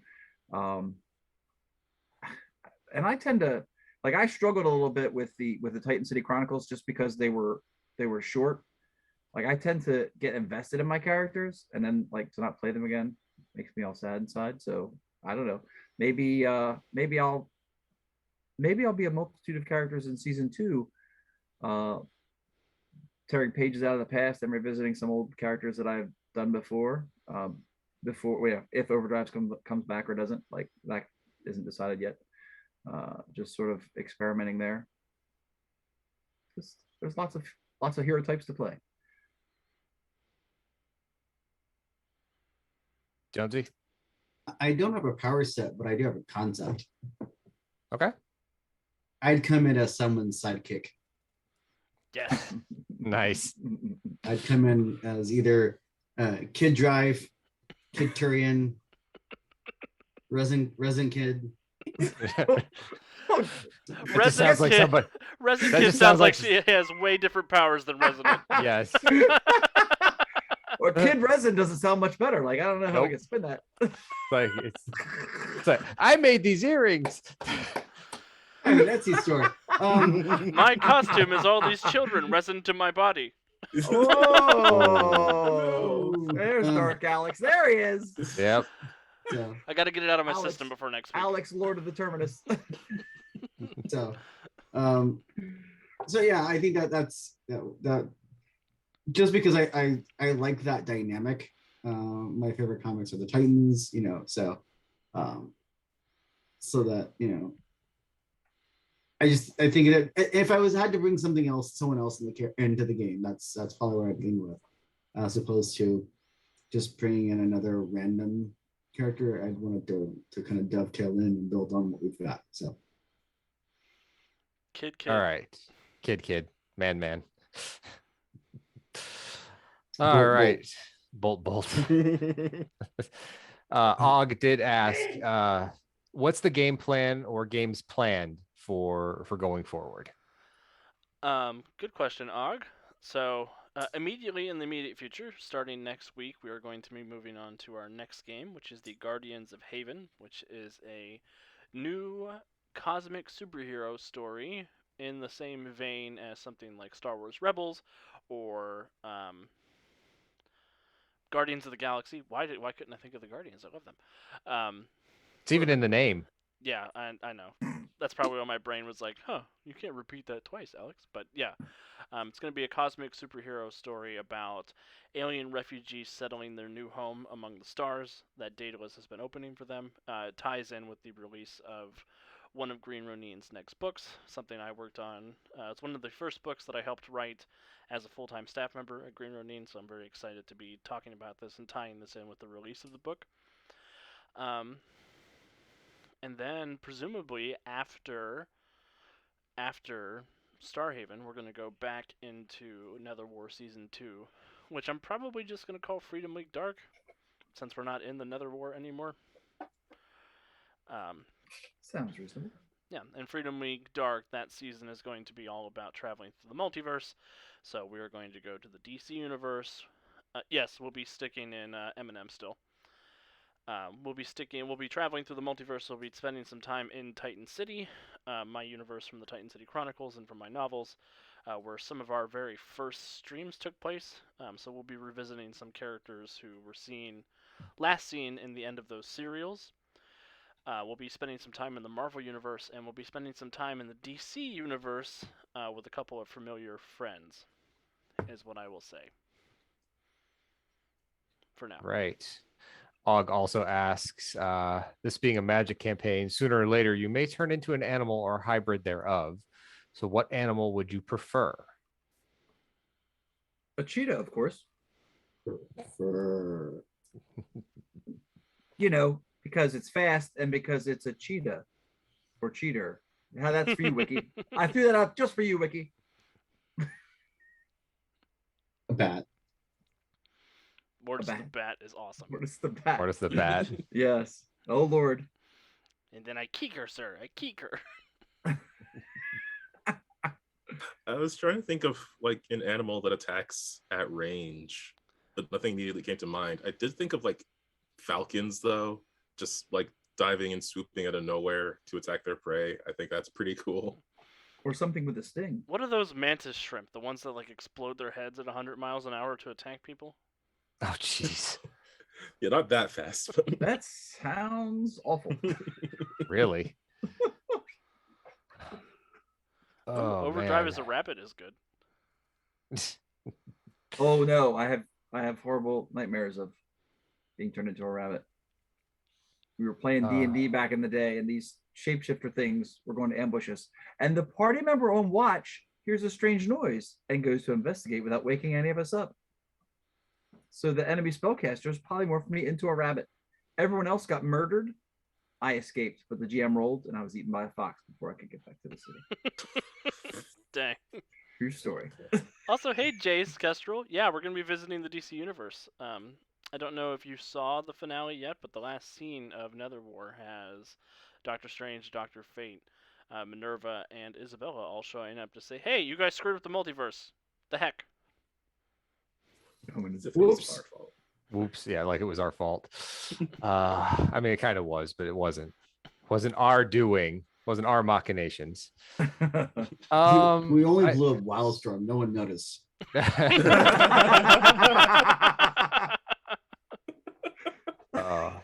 I feel like for resonant, I'd have to go with like an owl of some type, maybe a snow owl.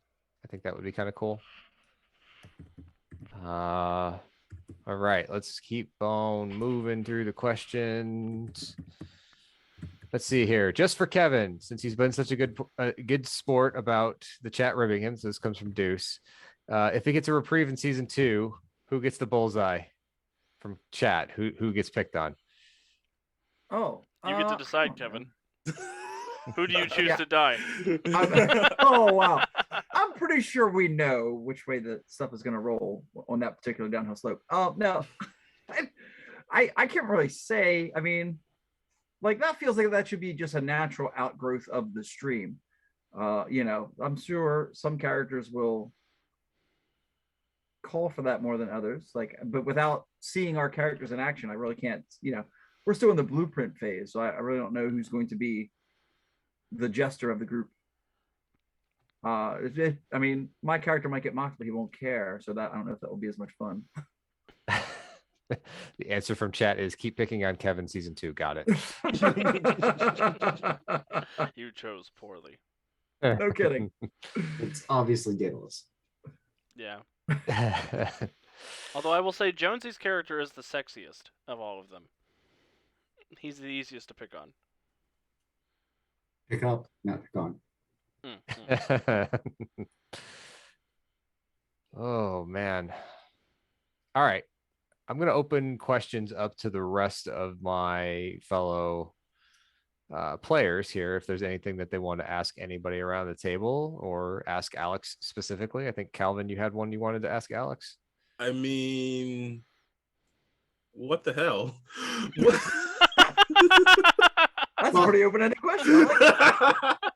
Okay, because I was just thinking about Sophie. I was kind of curious at what point you decided. I mean, it must have been early on, just because of how she was acting in the museum.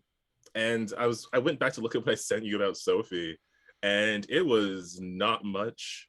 I feel like it was less than I sent for Jason. It was basically just like her name, and I felt real smart because her last name's Quarrel, and that's another name for a crossbow bolt. So it's like, oh, it's a bit of a pun. I didn't realize until like 2 weeks later the name Sophie was in my head because of Batwoman. So now whenever I watch that show, it's like a weird feeling. But You know what quarrel is also a word for? Argue me. Let's fight. Yep. I decided almost immediately that Sophie was going to be a problem. I was like, I love this lady. It ties into what Calvin has brought me, basically as Bowman's side story. During session 0, which Calvin and Kat were not present for because they were not originally intended to be in the show, I asked everybody to give me something that I could work with to build a personal story around their character. Andy gave me some of the information about LaFonde, and said that he was from this separate dimension, so I knew that going to that dimension was going to factor into the story in some way. I was familiar with Mortis's trauma and the Soul Vault and some of the stuff going on around that, and I know Jonesy has a deep-seated love for Farrowburg, so I wanted us to go there for something. And I knew Kevin was going to be flexible with whatever I threw at Kevin's face. I didn't have any information. Stormtrooper dodge. I didn't have anything for Kat and Calvin in my initial outline. So, Kat, I kind of modified Nova's side story because Nova was initially going to have the Terminus issues. Everly, who played Nova, wanted Nova to essentially be a herald of Omega, sort of like how the Silver Surfer was a herald for Galactus, and she wanted to play through that story of Nova becoming a hero and coming to grips with the stuff that Omega had done. That wasn't something I could just slot Centuria into, but Centuria does have a connection to Omega because Omega killed her father, Centurion. So when Kat and I were working on her backstory, we integrated some of that Omega drama into this Apocalypse Centuria, including the Omega brand that is on her neck and the weakness to magic that has been implemented onto her by Omega under the influence of Una. So Kat basically slotted into that Terminus storyline, but Calvin being a regular guy with arrows, I was like, what can we do for our Magic Apocalypse story with that? And Calvin brought up to me that he wanted Bowman to have a more grounded perspective and to be working on something important to Freedom City at a street level, which was the Operation Custodian that he shared with me. And he shared his partner with me, Sophie, and didn't give me a lot of information. But I knew that since I wanted to do a storyline around what was happening in Southside and around this operation, Sophie needed to have a reason to be in the story aside from being Calvin's business partner. And it was around that time that I was sort of coming up with more of what Adrian's role was in all of this. And I was like, oh, I have an idea. I'll tie Sophie to Eldritch, and I'll come up with a secret, sneaky other Master Mage in case Bowman doesn't wind up being a Master Mage and we need a fifth one for the Voltron, or I can be a jerk and do something real shady with her instead. See, all the above. Yeah, and I left that open for how it played out in the story. I've always been really interested in the stories of apprentices who were cast off by masters who underestimated them. And it played a little bit into my characterization of Adrian being a little disconnected from his humanity and being a little sure of himself to the point of being an asshole. And I thought that would be a relatable motivation for Sophie to have to take down Eldritch. And it played on the relationship that our heroes had with the Master Mage. They knew Seven. It was an inversion of that, so it was fun for me to build that connection between them. And it was so hard not to tell everybody about it when I came up with the idea. You did a good job of hiding that, I will say. Yeah, Andy played Sophie as an NPC, and I gave Andy just enough information to be shady without giving away the whole kit and caboodle.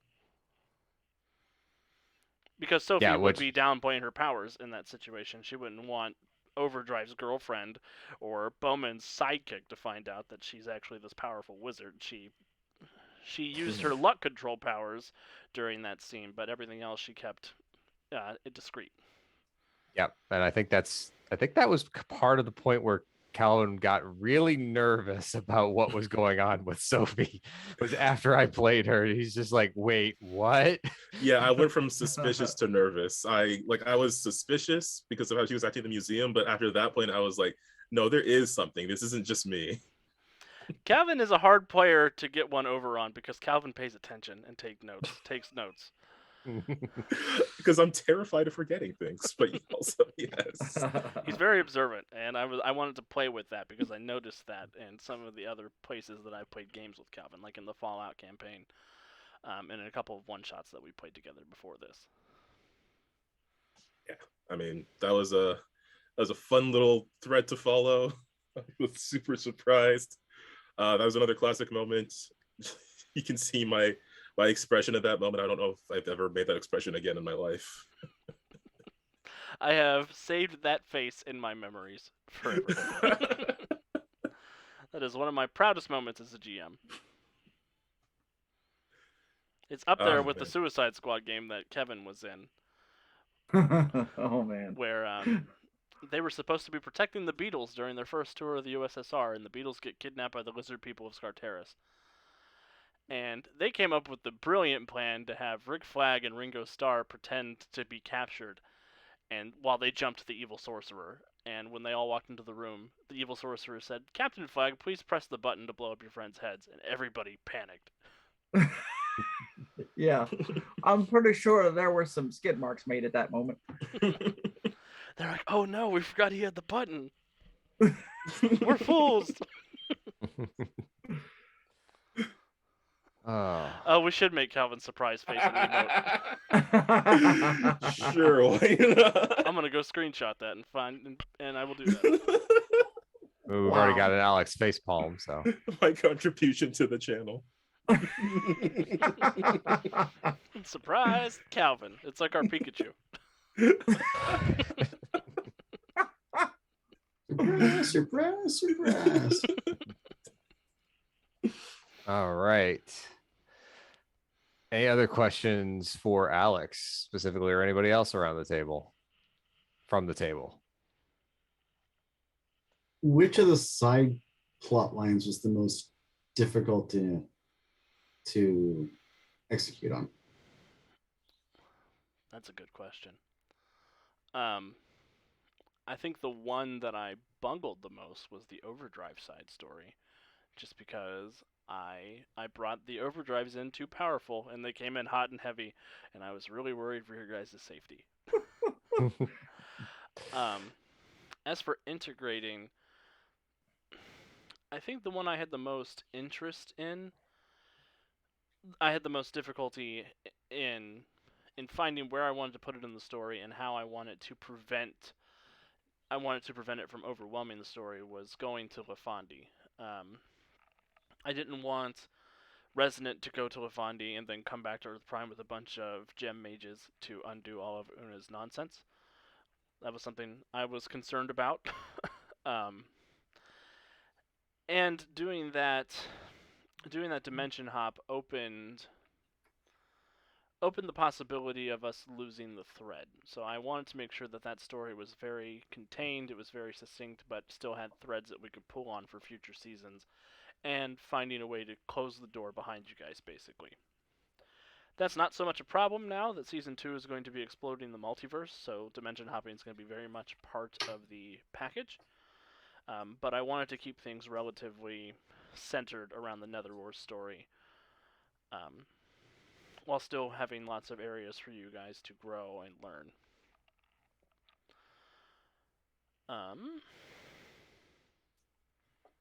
Yeah, I think that's my answer. Yeah, Lafandi was an interesting little thought experiment, both from my perspective and then trying to weave my elements into Alex's thoughts patterns. He's like, because he would ask me questions about it, and I'm like, no, that's not how I see it. This is how I was seeing it. Or, oh, that's a good idea. We should probably do that, from behind the scenes standpoints as to like how we were trying to flesh it out, especially as we got closer and closer to actually getting there. And I think we tried a couple of times prior to that point. We were like, oh yeah, we're going to do Lafandi. And then it got pushed out again because we did the idiot box. Because I think we were going to do it in between there. And then we were like, nope. End of the dungeon dimension was too sad. Let's go do something else. Let's go do something silly for my sake. Yes. And that aspect of Lafandi, that it was an Andy entire creation, was also daunting for me to try to represent accurately and integrate into Earth Prime better, because I'm more familiar. I had a whole season of Heroes Incorporated to work with the Soul Vault, and I worked on the Vigilantes Handbook, which is still in development for Mutants and Masterminds, so I'm familiar with Pharaohberg. The Wellspring of Velocity is something that I came up with, and sprang on Kevin because I'm a jerk. And the other stuff was stuff that I was familiar with or I had created, and working with Andy as a collaborative creative partnership was exciting because Andy is a wonderful creator, but it was also it was also it was relinquishing a little bit of control and some of the familiarity that I had with the other source material we were working with. All right.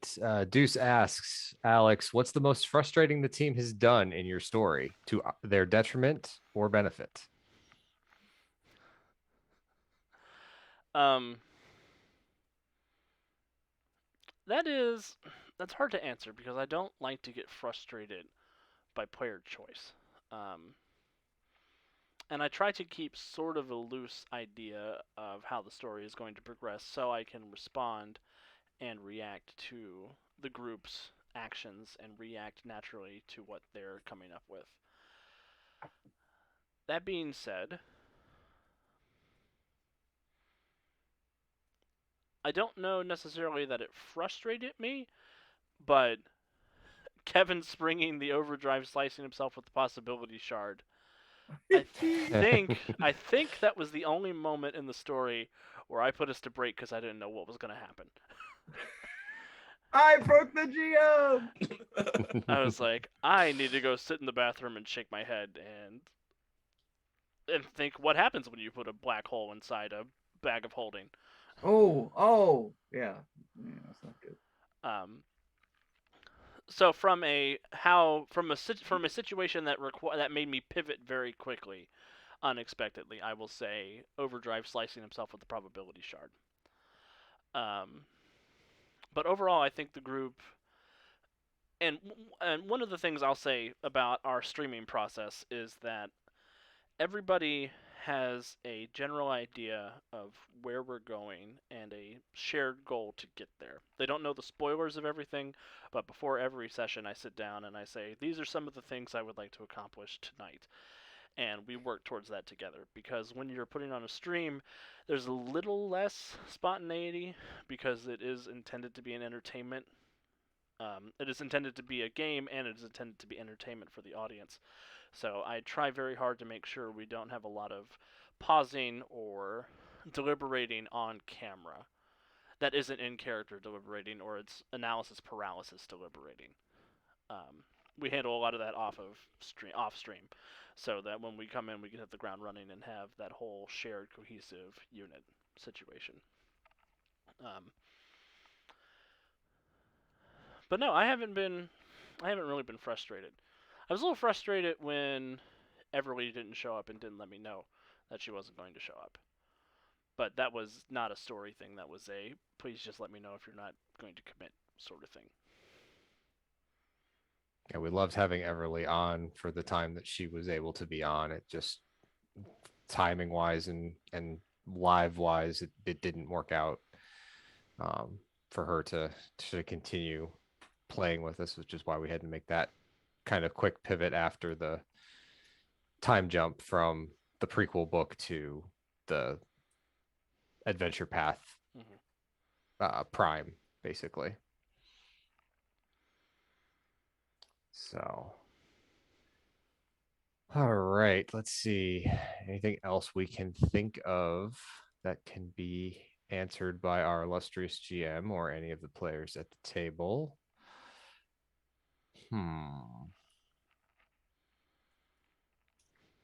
Well, so I think we kind of know where some people are going for the immediate future, but I guess a good question for the players is like, where do you see the character going from this end point, from where we left off with the end of NetherWar? Obviously, Kevin, we know Overdrive is taking a little bit of a sabbatical, and I know you probably don't want to get into any spoilers, but like, I don't know, maybe what's going through Overdrive's head from that perspective. Well, it's kind of like I talked about as one of the first questions on the stream. Like he's reached a point where he's got to grow, whether to be a better hero or to be a better boyfriend to Tracy. Like, I don't even know. Like, just like I was talking about, like with Cody grew. Like he like, I feel like when your characters, experience things that sort of push them, it's good to sort of take some time off and like, where is this going? I don't even know yet. Like I said, I kind of am torn, and I want to, think about it and talk with the rest of the group and with Alex to sort of before I start plotting out what's next for him. And I think because we have Starhaven coming up, I have the time that won't be a rushed process, so I don't know where he's going yet, but he's got to grow. And so what that looks like, I couldn't say.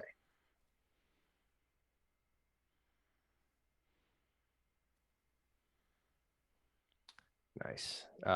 Jonesy.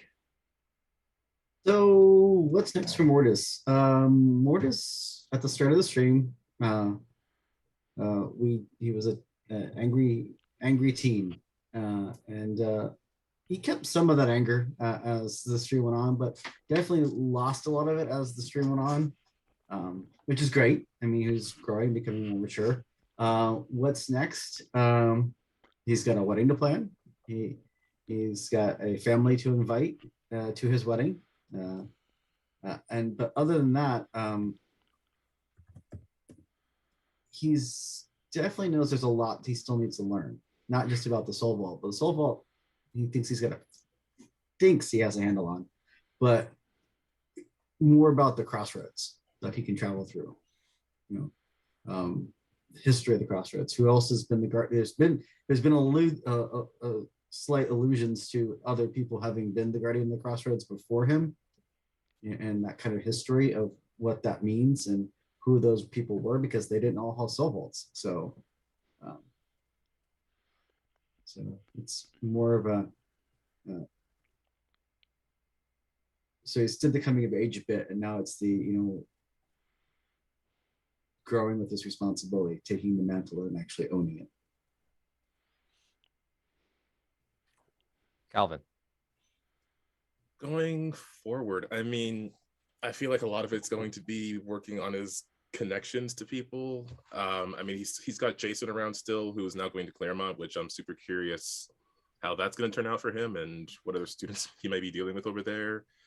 He's got Seven back, which I think is going to be really interesting because, I mean, Fletch was like super into it almost right away, but there's still like that gap of like 10 years, and they're both very different people at this point. They've been through, I mean, Seven's been in like this heck dimension for years, and Bowman's been talking like this for a whole decade. So it's going to be very interesting. Like, are they going to be able to rekindle anything? Do they both want to? Are they going to like jump into something they might regret later? I honestly do not know. And then there's the future of stuff that like he's part of, like what's going to be the future of Operation Custodian now? What's going to happen to Southside now that after that one guy had connections to Nightfire, and now I don't know what's going to go on with Sophie, if she's still going to be part of that. So I don't know what's going to happen to that. So I'm curious, like, because he still has a belief in what the project was going for. So obviously he's going to be working on that, but now there's a whole multiversal thing going on. So I think the future of Bowman is going to be his connections to people, and if he can really balance the two lives and the whole secret identity thing. There's also the future of the Freedom Ledger paper that I'm worrying about now that his father is out of the picture. I don't know. Maybe it'll end up on Fletch's plate somehow. Or maybe Fletch will hire somebody to oversee the paper that has ulterior motives. Oh, God, not again. I feel like we need a flashback to teenage Bowman to hear his voice crack when he tries to do that at like 15. You have hailed this city. Like, what's happening? Puberty. The city has rejected you.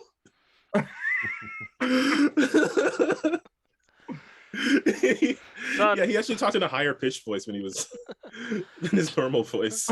Son, I'm going to give you an arrow that my father gave to me that changed my life. Puberty arrow. Bam. Yeah, that's how we learned about puberty, with the puberty arrows. Oh man. Oh wow. Bowman and the South Sides of Madness. I think for Resonant, it's now going to be, is there the potential for her to try to live in two worlds? Is LaFonde an option for her to go back to when, she's been removed from it for so long?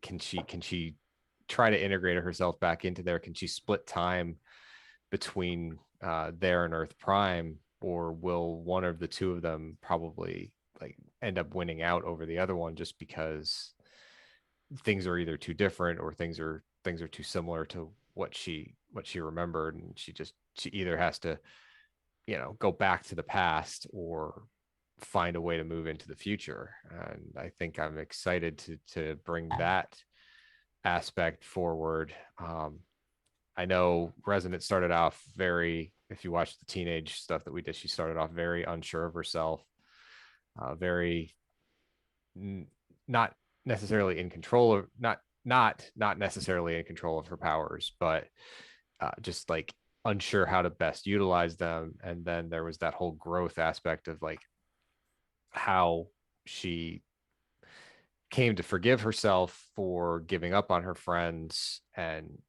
became, I think, that kind of emotional rock for them to lean on in times, or the emotional club if they needed to know that, hey, I'm here, you need to get this off your chest. So I mean, I like to keep playing that forward, and I think I like the idea that, like as Wiki mentioned earlier, liking the fact that Resonant knew enough to basically say, you know what, I'm a hero, people are worth saving, but you're just going to have to own up to your own problems when dealing with Karen. And being a kind of hero that doesn't necessarily, if she's going to save somebody, doesn't necessarily do it in a way that they might want her to. It's like you have to face the consequences if you're going to be a pain, basically. And that doesn't necessarily, you don't normally see a superhero just like leave someone behind like that, especially in that scenario. Especially a defenseless old lady. She wasn't old, and you know it. That's how you're going to describe her? She Okay. also wasn't Really? Yeah, she also wasn't defenseless. Yeah, she was an offensive old lady. What? Yeah. Yeah. So yeah, that's what I think I'm looking forward to. All right, next up from Wiki, Alex, which character were you most hoping to murder, and why? So I gotta keep an eye on her. I missed that question. Oh, there it is. I wasn't necessarily hoping to murder any of the characters, but there were a few I was prepared to say goodbye to. And I'm surprised that I didn't have to really say goodbye to any of the ones I was prepared to say goodbye to. I thought for sure Centuria was going to find some way to sacrifice herself. Just with the way Kat has been building up to that, and how that made the most sense narratively as an ending. I'm more excited now about the possibility of this two Centuria world that we're living in, and what it could mean as they both sort of grapple with one another, the way that Overdrive has had to grapple with there being two Overdrives pretty much the whole campaign. I was also expecting to say goodbye to Sophie. I didn't think you guys were going to let her just walk away.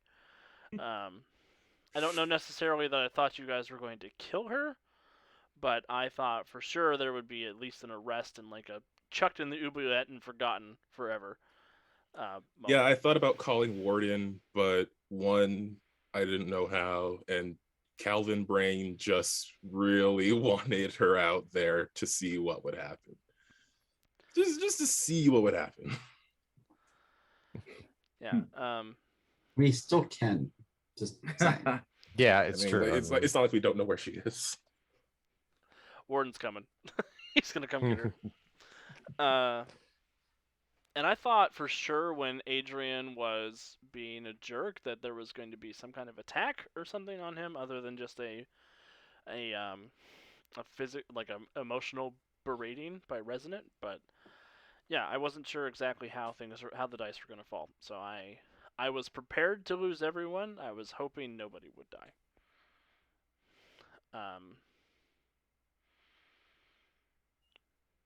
And most of the villains that I wanted to die died because they suck, like Nightfire and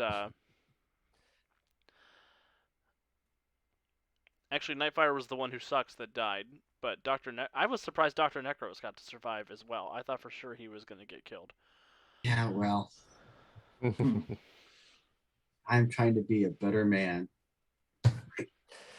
Ah, fair. All right.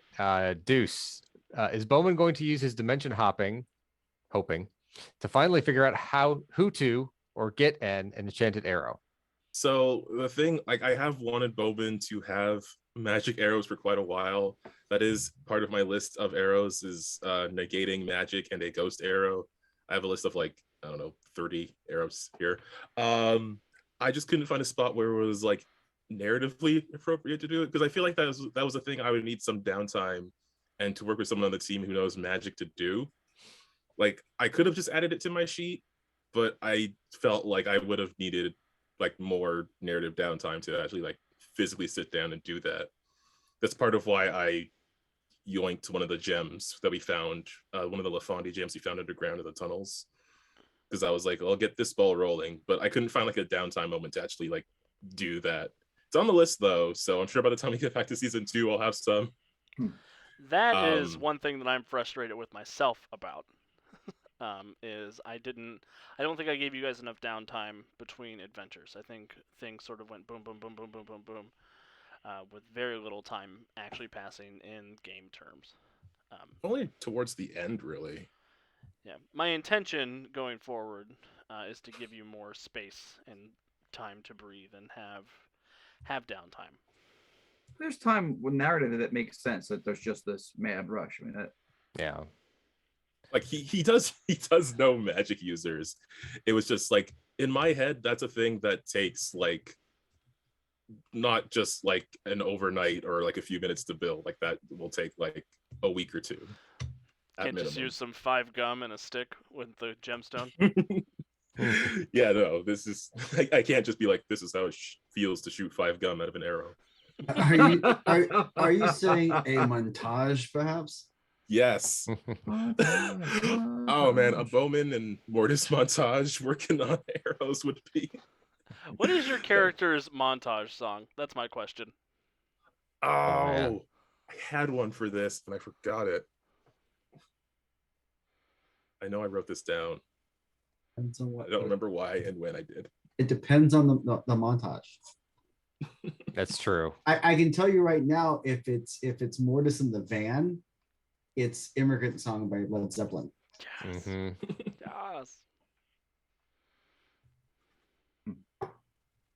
Yes. Right. This is a poignant Hit me with your question. best shot. Sorry. Nice. That Hit me would with your best perfect.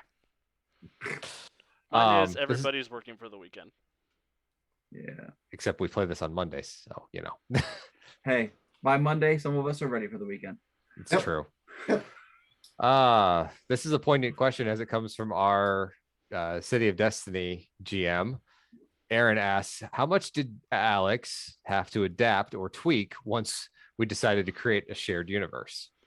The funny thing about that is that hasn't really happened yet, but it's about to happen all over my face in Starhaven. There is, in NetherWar, I did walk away from the Fantasia AI and the speedsters loose in Emerald City consciously, because I didn't want to step on their toes any more than when I blew up that penthouse in downtown Emerald City and crashed a plane in the mountains. So I walked that back a little bit. I didn't want to shine as much attention on it to discourage you guys from going out there. And when I needed Fantasia to be able to interact with Centuria, I had her do it through an intermediary to make sure that it was a quick in and out. Fortunately, Emerald City Nights is mostly contained to Emerald City, and NetherWar is kind of a globe-hopping adventure. So I was able to mostly avoid stepping in their sandbox, except for the times that I chose not to and regretted it. So I think definitely in Starhaven it's going to be something I'm going to have to grapple with more, but NetherWar didn't come up as much. Nice. All right. Wiki is gotten a poignant question for Calvin. Why did Fletch not take his dad to the Ding Dang Hospital? Multiple reasons. First off, he was real messed up. He was like really injured, and I don't know if it would have been. I mean, I don't know if I would have been capable of moving him. I don't know if I could have gotten to a hospital in time. I don't know if the hospital would have had like the ability to take care of him if there was room in there at all with everything that was going on. And also partially, which I don't know that I mentioned out loud, but after that moment when we first went into Sofunador's brain space and it looked like the inside of the quiver, I think Fletch didn't know if this was like real at first because we had touched like a thing on a tombstone and then suddenly he was somewhere else and it's like, is this real?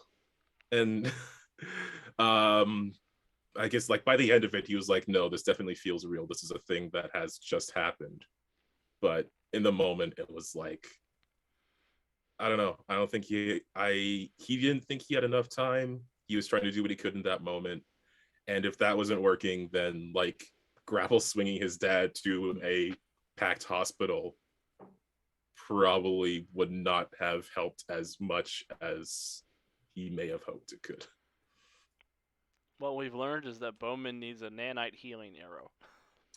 That's I shoot you with my healing arrow. I have a nanite arrow on the list. I have a because I also wanted to be able to like, I just wanted like a healing option as a thing. That was like a thing I wrote down. I was like, maybe I can do this as well. So I had like it was gonna be an adrenaline arrow to pump people up because in Mutant Masterminds terms, like it tends to go from like being knocked out and then like fatigued and exhausted and all those things. So I was like, if I can maybe energize someone a bit, maybe that's a useful thing. So it's in my list of ideas. I just never did it. If you make Same something with, that like, cures fatigue, Ethan is going to be your best friend in Emerald City. Maybe I'll have it next time. Here, Mountain Dew arrow. Please keep me awake. I'm sick of blowing my load and passing out. I have an arrow to quench your thirst. Well, it's a thirst arrow, all right. To the arrow. Oh, okay. Question for Calvin. Yo. Okay, I have seen the Bowman character sheet. I know how many arrows you currently have. But for the audience, how many arrows do you have and how many total are you planning on building before season 2? Okay, the sheet had like, I don't know, 17. The sheet had a significant amount. And I've got like, so here's my thing with arrows is I will write them down as an idea, but then I have to figure out how do I make this work mechanically? And is it going to step on the toes of something else that I already have? Because I have a buzzsaw arrow on my list. And it's like, that sounds cool and awesome, but what can I do with it mechanically that's different than what I already have? Because it could be like penetrating or something, but I already have the diamond tipped arrow for that. It could be extra damage, but I already have the boxing glove arrow for that. And it's like, I don't want to waste the PowerPoint on something that mechanically does the same thing. I mean, technically I could flavor it differently, but I also like having the different types of arrows. So, gosh, how many is it here? I probably should have numbered this list. It takes up about 1.5 pages in Word at size 12 font, if that's any indication. Significant number is what we're saying. Yes. There's definitely some stuff that I was like, I don't know how to do this mechanically, like an oil slick arrow. I wasn't sure. Fire extinguisher, but then I ended up using the foam arrow anyways. I wrote down nanite arrow, but I don't know. I just wrote it down because of a meme from the CW shows. I don't know what it was supposed to do. And then yeah, like ricochet, that's the same as the boomerang. Short circuit, same as the EMP. Hacking arrow, Jason has, but Bowman doesn't. Because now at this point, I have to make arrows that one of them has, but the other doesn't. And a hacking arrow felt appropriate for Jason's character. So I honestly do not know how many I'm going to come into season 2 with to not answer that question at all. For everybody at home, they are currently power level 13 with 273 power points. Yeah, which I could use a buzzsaw for weekend. Is an acid arrow though. I will say, at least from Resonance standpoint, from my standpoint of trying to level Resonant, that has gotten challenging because like Calvin said, there's times where you don't want to step on your own toes, but you also don't want to step on the other player's toes either.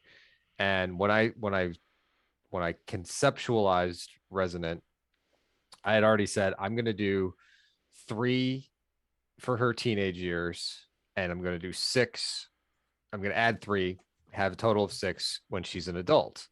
And the idea was for the character to be very offensively based because she was learning her powers, and those were the easiest ones to latch onto originally. And then after the time skip and her seeing that putting a villain away just causes them to break out of prison, cause more damage, it was like, well, what's the point in damaging things or people with her powers when she would be better served protecting people with her powers? So all of her gems gained a different ability that allowed her to make her teammates better, which we didn't get to get into in so many things because there weren't as many things that were weak to elemental abilities as I was quite hoping there would be, which is fair. It's one of those weird mechanics to get into with mutants and masterminds, so Yeah. that's fine. And then the new gems were all supposed to be relatively based around how do I better support my teammates? How do I, how do I put a deflect power on them because I can't put a force field around them because then it nullifies their own toughness. And there's like interactions with powers that make it harder to work in, because I will say this about mutants and masterminds: I find it hard to replicate the buffing style that you would get in a video game, just because I think a lot of times you want to build a superhero character that's very self-contained and doesn't necessarily have to rely on somebody else. I mean, you look at Batman, Superman, Green Lantern, Wonder Woman, Iron Man, Captain America.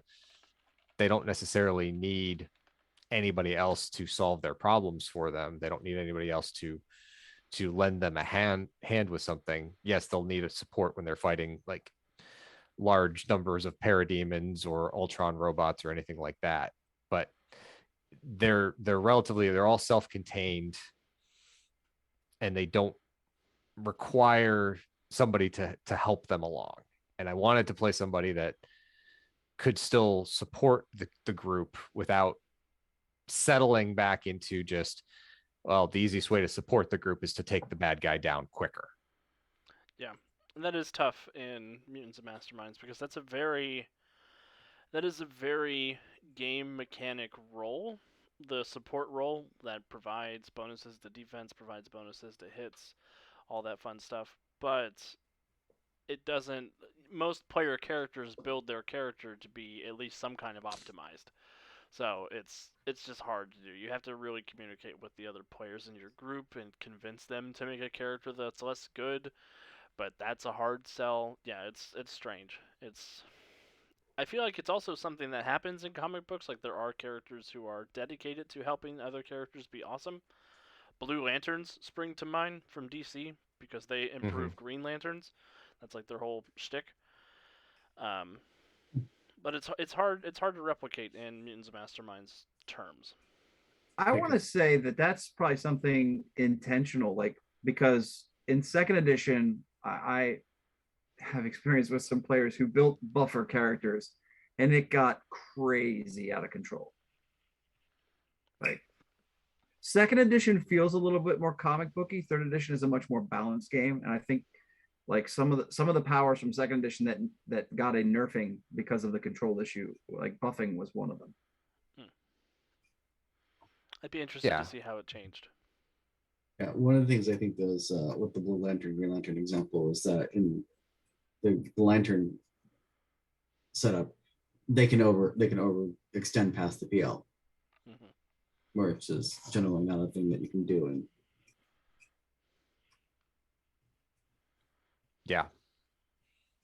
yeah, so that was an interesting thing to try to not shoehorn in, but to make as a primary part of the character. And I know that a lot of the times I fell back onto the, all right, well, it's going to be ice. It's going to be the glacial crash because that's the easiest thing to do. That's not technically offensive in the fact that it's doing damage, but it's making things easier for the rest of the group. But even the deflect power to put it on the group and make it so that, you know, I was rolling their defense for them was a little bit easier. I didn't get to use the illusion power too often, but when I did, it kind of came up. It was nice and situational. But that was the thing too, is like, okay, I needed to step back and say, I'm putting these gems together. They literally, if I kept building gems, I could replicate everybody's power on the team. And you don't want to do that because you don't want to step on everybody else's toes. You want everybody to be able to shine as they are. You don't want to be the everyman or every woman that is suddenly as good an archer as Bowman with just you know, basically hard light arrows from the magic or something along those lines, you know, or creates a speedster construct that can outrun the speedster. So there was a lot of intentional power choice and limitations to certain powers to be like, this is the only way this is going to work for this character, and keep it that way. So then the more power points we got, rolling this back to the beginning of this, the more power points we got, the harder it became for me. It was like, I'm looking at PowerPoints going, I can't spend any of these until we level up because I don't have anything to spend them on. I can up my skills and be the skill monkey, which is fine, but at the point of building more powers, like what Bowman would do for building more arrows, it didn't make sense. Yeah, and I do think that's a sidekick pitfall. is a good sync. Sidekick is a good sync. Sidekick is a good sync. And I do think that is a particular pitfall that can happen in a Magic superhero game, because a lot of spellcasters can just build spells to do everything. And those of you with magical abilities, I applaud you for not overwhelming those who had a more specific skill set, like Overdrive and Centuria, and to a lesser extent Bowman. Centuria's power was I punch people really hard. And I can also get punched really hard, which she did a lot of great stuff with. It just it makes for a very simple trick, and it's easy for that trick to be overshadowed by other people. Let's just say interpose is my favorite thing. I mean, I should have died. Like, you reach a point where you have enough PowerPoints to have made your concept what you want, then you can add in other things. Like I built some stuff into Overdrive in the last couple of weeks that didn't come out in gameplay because it wasn't necessary mechanically, but I felt it was good thematically, sort of reflecting the time that, you know, he was, you know, his soul was in Resonant's body. So like some of his, you know, he's picked up some nullify and some healing. There wasn't a dramatically appropriate point to play it out, but just sort of reflecting his experience with, you know, as being Resonant for a little while. So it's part of the character, but like, you know, like you said, you don't wheel it out when it's stepping on somebody else's toes. Yeah, I did like that as an opportunity to add some flavor to your characters. Not to pat myself on the back. You'll throw your shoulder out.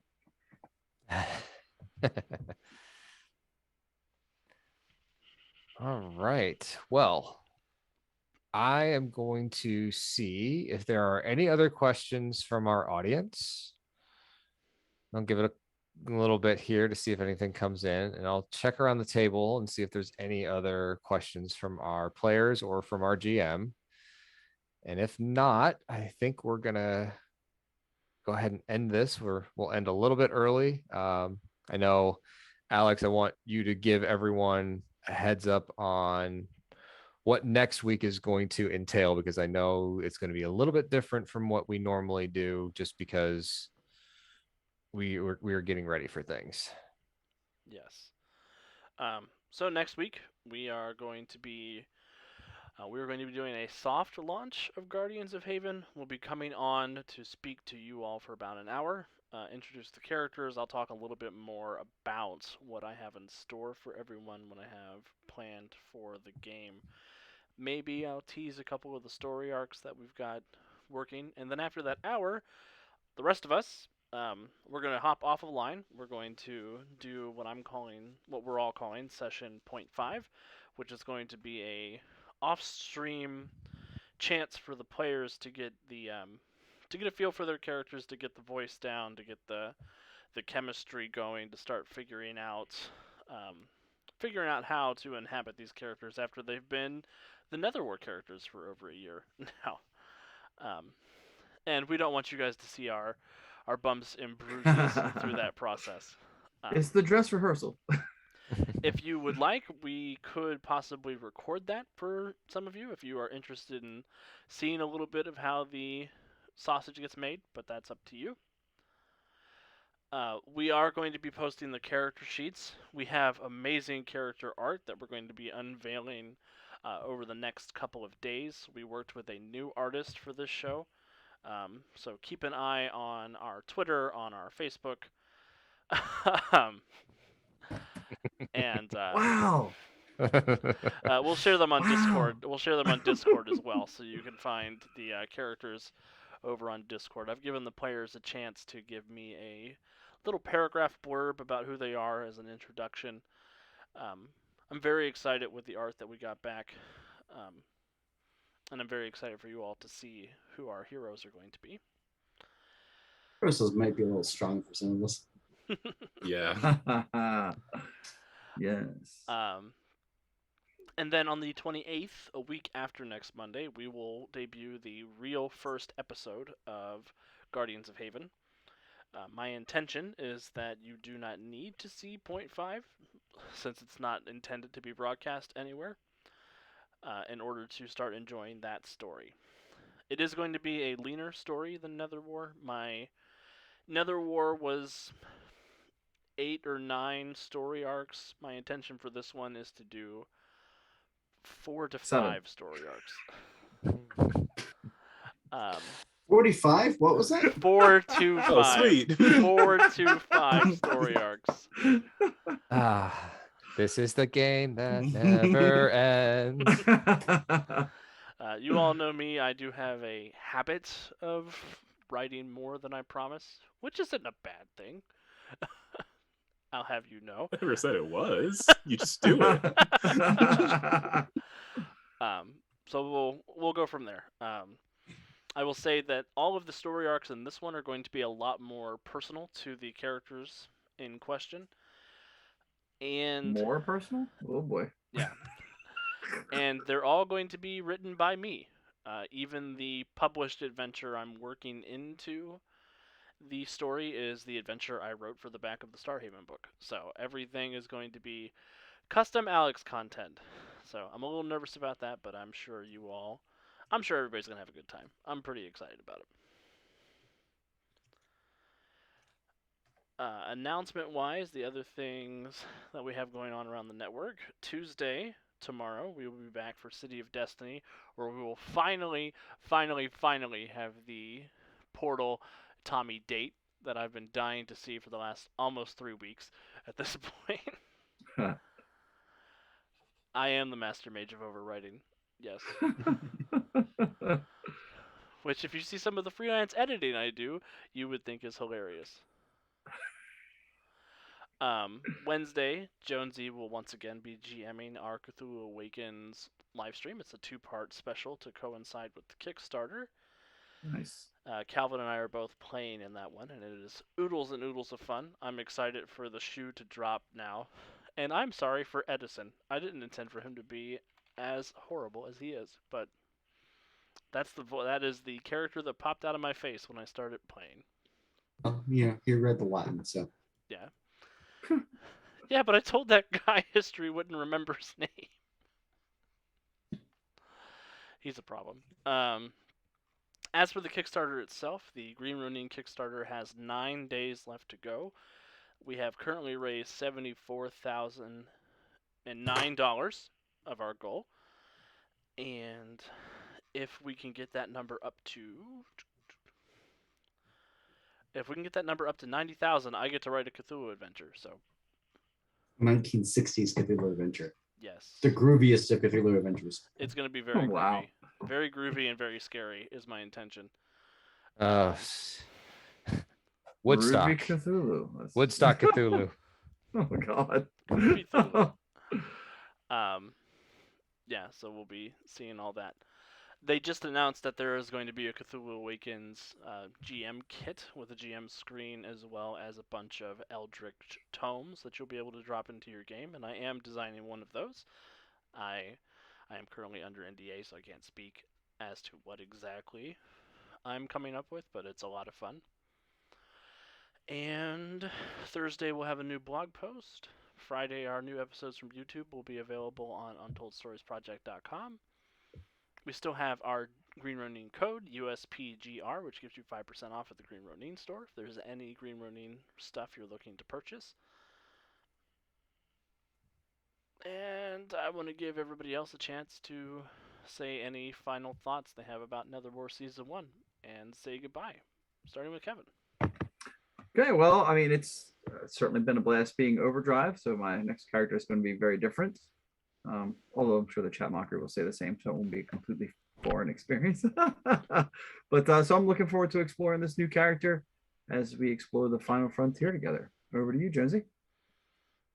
Thanks everyone for tuning in. I had a blast playing in NetherWar. I was so excited when Alex said, "Hey, I'm gonna do NetherWar," and my immediate response was, "Can I play Mortis?" That was the very first thing out of my mouth. I was super excited to play him. I had a lot of fun. I am definitely looking forward to Guardians of Haven. I'm playing a very different style character, which is going to be kind of interesting for me. And I'm definitely looking forward to coming back as Mortis in the future. Other than that, I'm looking forward to all the shenanigans on Wednesday night as they read the evil incarnations. So on Kids Little Weekends. With that, I will kick it down to Calvin. Okay. Well, I mean, it's been an honor and a pleasure to play this version of Bowman on the show. So very excited to see whatever we can do next, and very excited for Guardians of Haven. I really like the character art. My character looks so hot. So everybody but Kevin. Well, we're staying in character. Yeah, my Starhaven character may be the sexiest of all. So yeah. I don't know. You got some solid competition there. Yeah, it's a whole crew of true. 10s. So yeah, I'm really excited for that. And excited for the Cthulhu Awakens game. I have no idea what's going to happen over there. I don't know what's going to happen to my character, but I'm looking forward to finding out, although she may not be. Additionally, I'm still over on the Women's Dice channel. I've got a whole bunch of gaming streams in the week and podcast episodes talking to more Lancer people this week. Another writer behind one of the homebrew Lancer settings, which is really interesting. It's these two planets at war, and then one gets hit by a cosmic flare, and then the survivors return 100 years later. I think it's really cool, and it has some interesting rules for ship combat. Well, not ship combat, but like building ships. We get into it in there. And again, another special guest coming up sometime in the future, maybe next week. It's gonna be fun. I don't know what we're talking about, but I'm very excited about it. Oh, I have a thing. You'll see. Oh no! Wait a minute. Is that what this feels like? Is that what I do to people? All the time. All the time. I'm a bad person. Now that you've acknowledged it, we can work forward. No, I'm entrenching. Just gonna double down on it. Oh. And I guess I pass it back over to Andy. Yeah. I'm gonna echo Calvin's statement with one change to that. It's like everyone in the group is a 10 if one of them is spelled Ken. Wow. See, they're already starting. The stream hasn't even started yet, and they're already starting. T-minus 7 days. It popped into my head. I had to get it out. Yes. So I'm Andy. I've been the MC for tonight's talk back. Thank you everyone for joining us on this weird, winding, wizardly style adventure through NetherWar. We are definitely excited to bring you guys to Starhaven next week, and then back to Freedom League Dark when we get done with that, and whatever else that Alex wants to throw on this channel as well. I know one of the things that we have been doing, as you've been noticing, is our monthly one shots of different systems, like well, not necessarily the finale of our Suicide Squad game, but the Camp Clearwater finale and the Cthulhu Awakened stuff. We when Alex started Untold Stories Project, one of the ideas behind it was to put out games that you don't normally see on stream.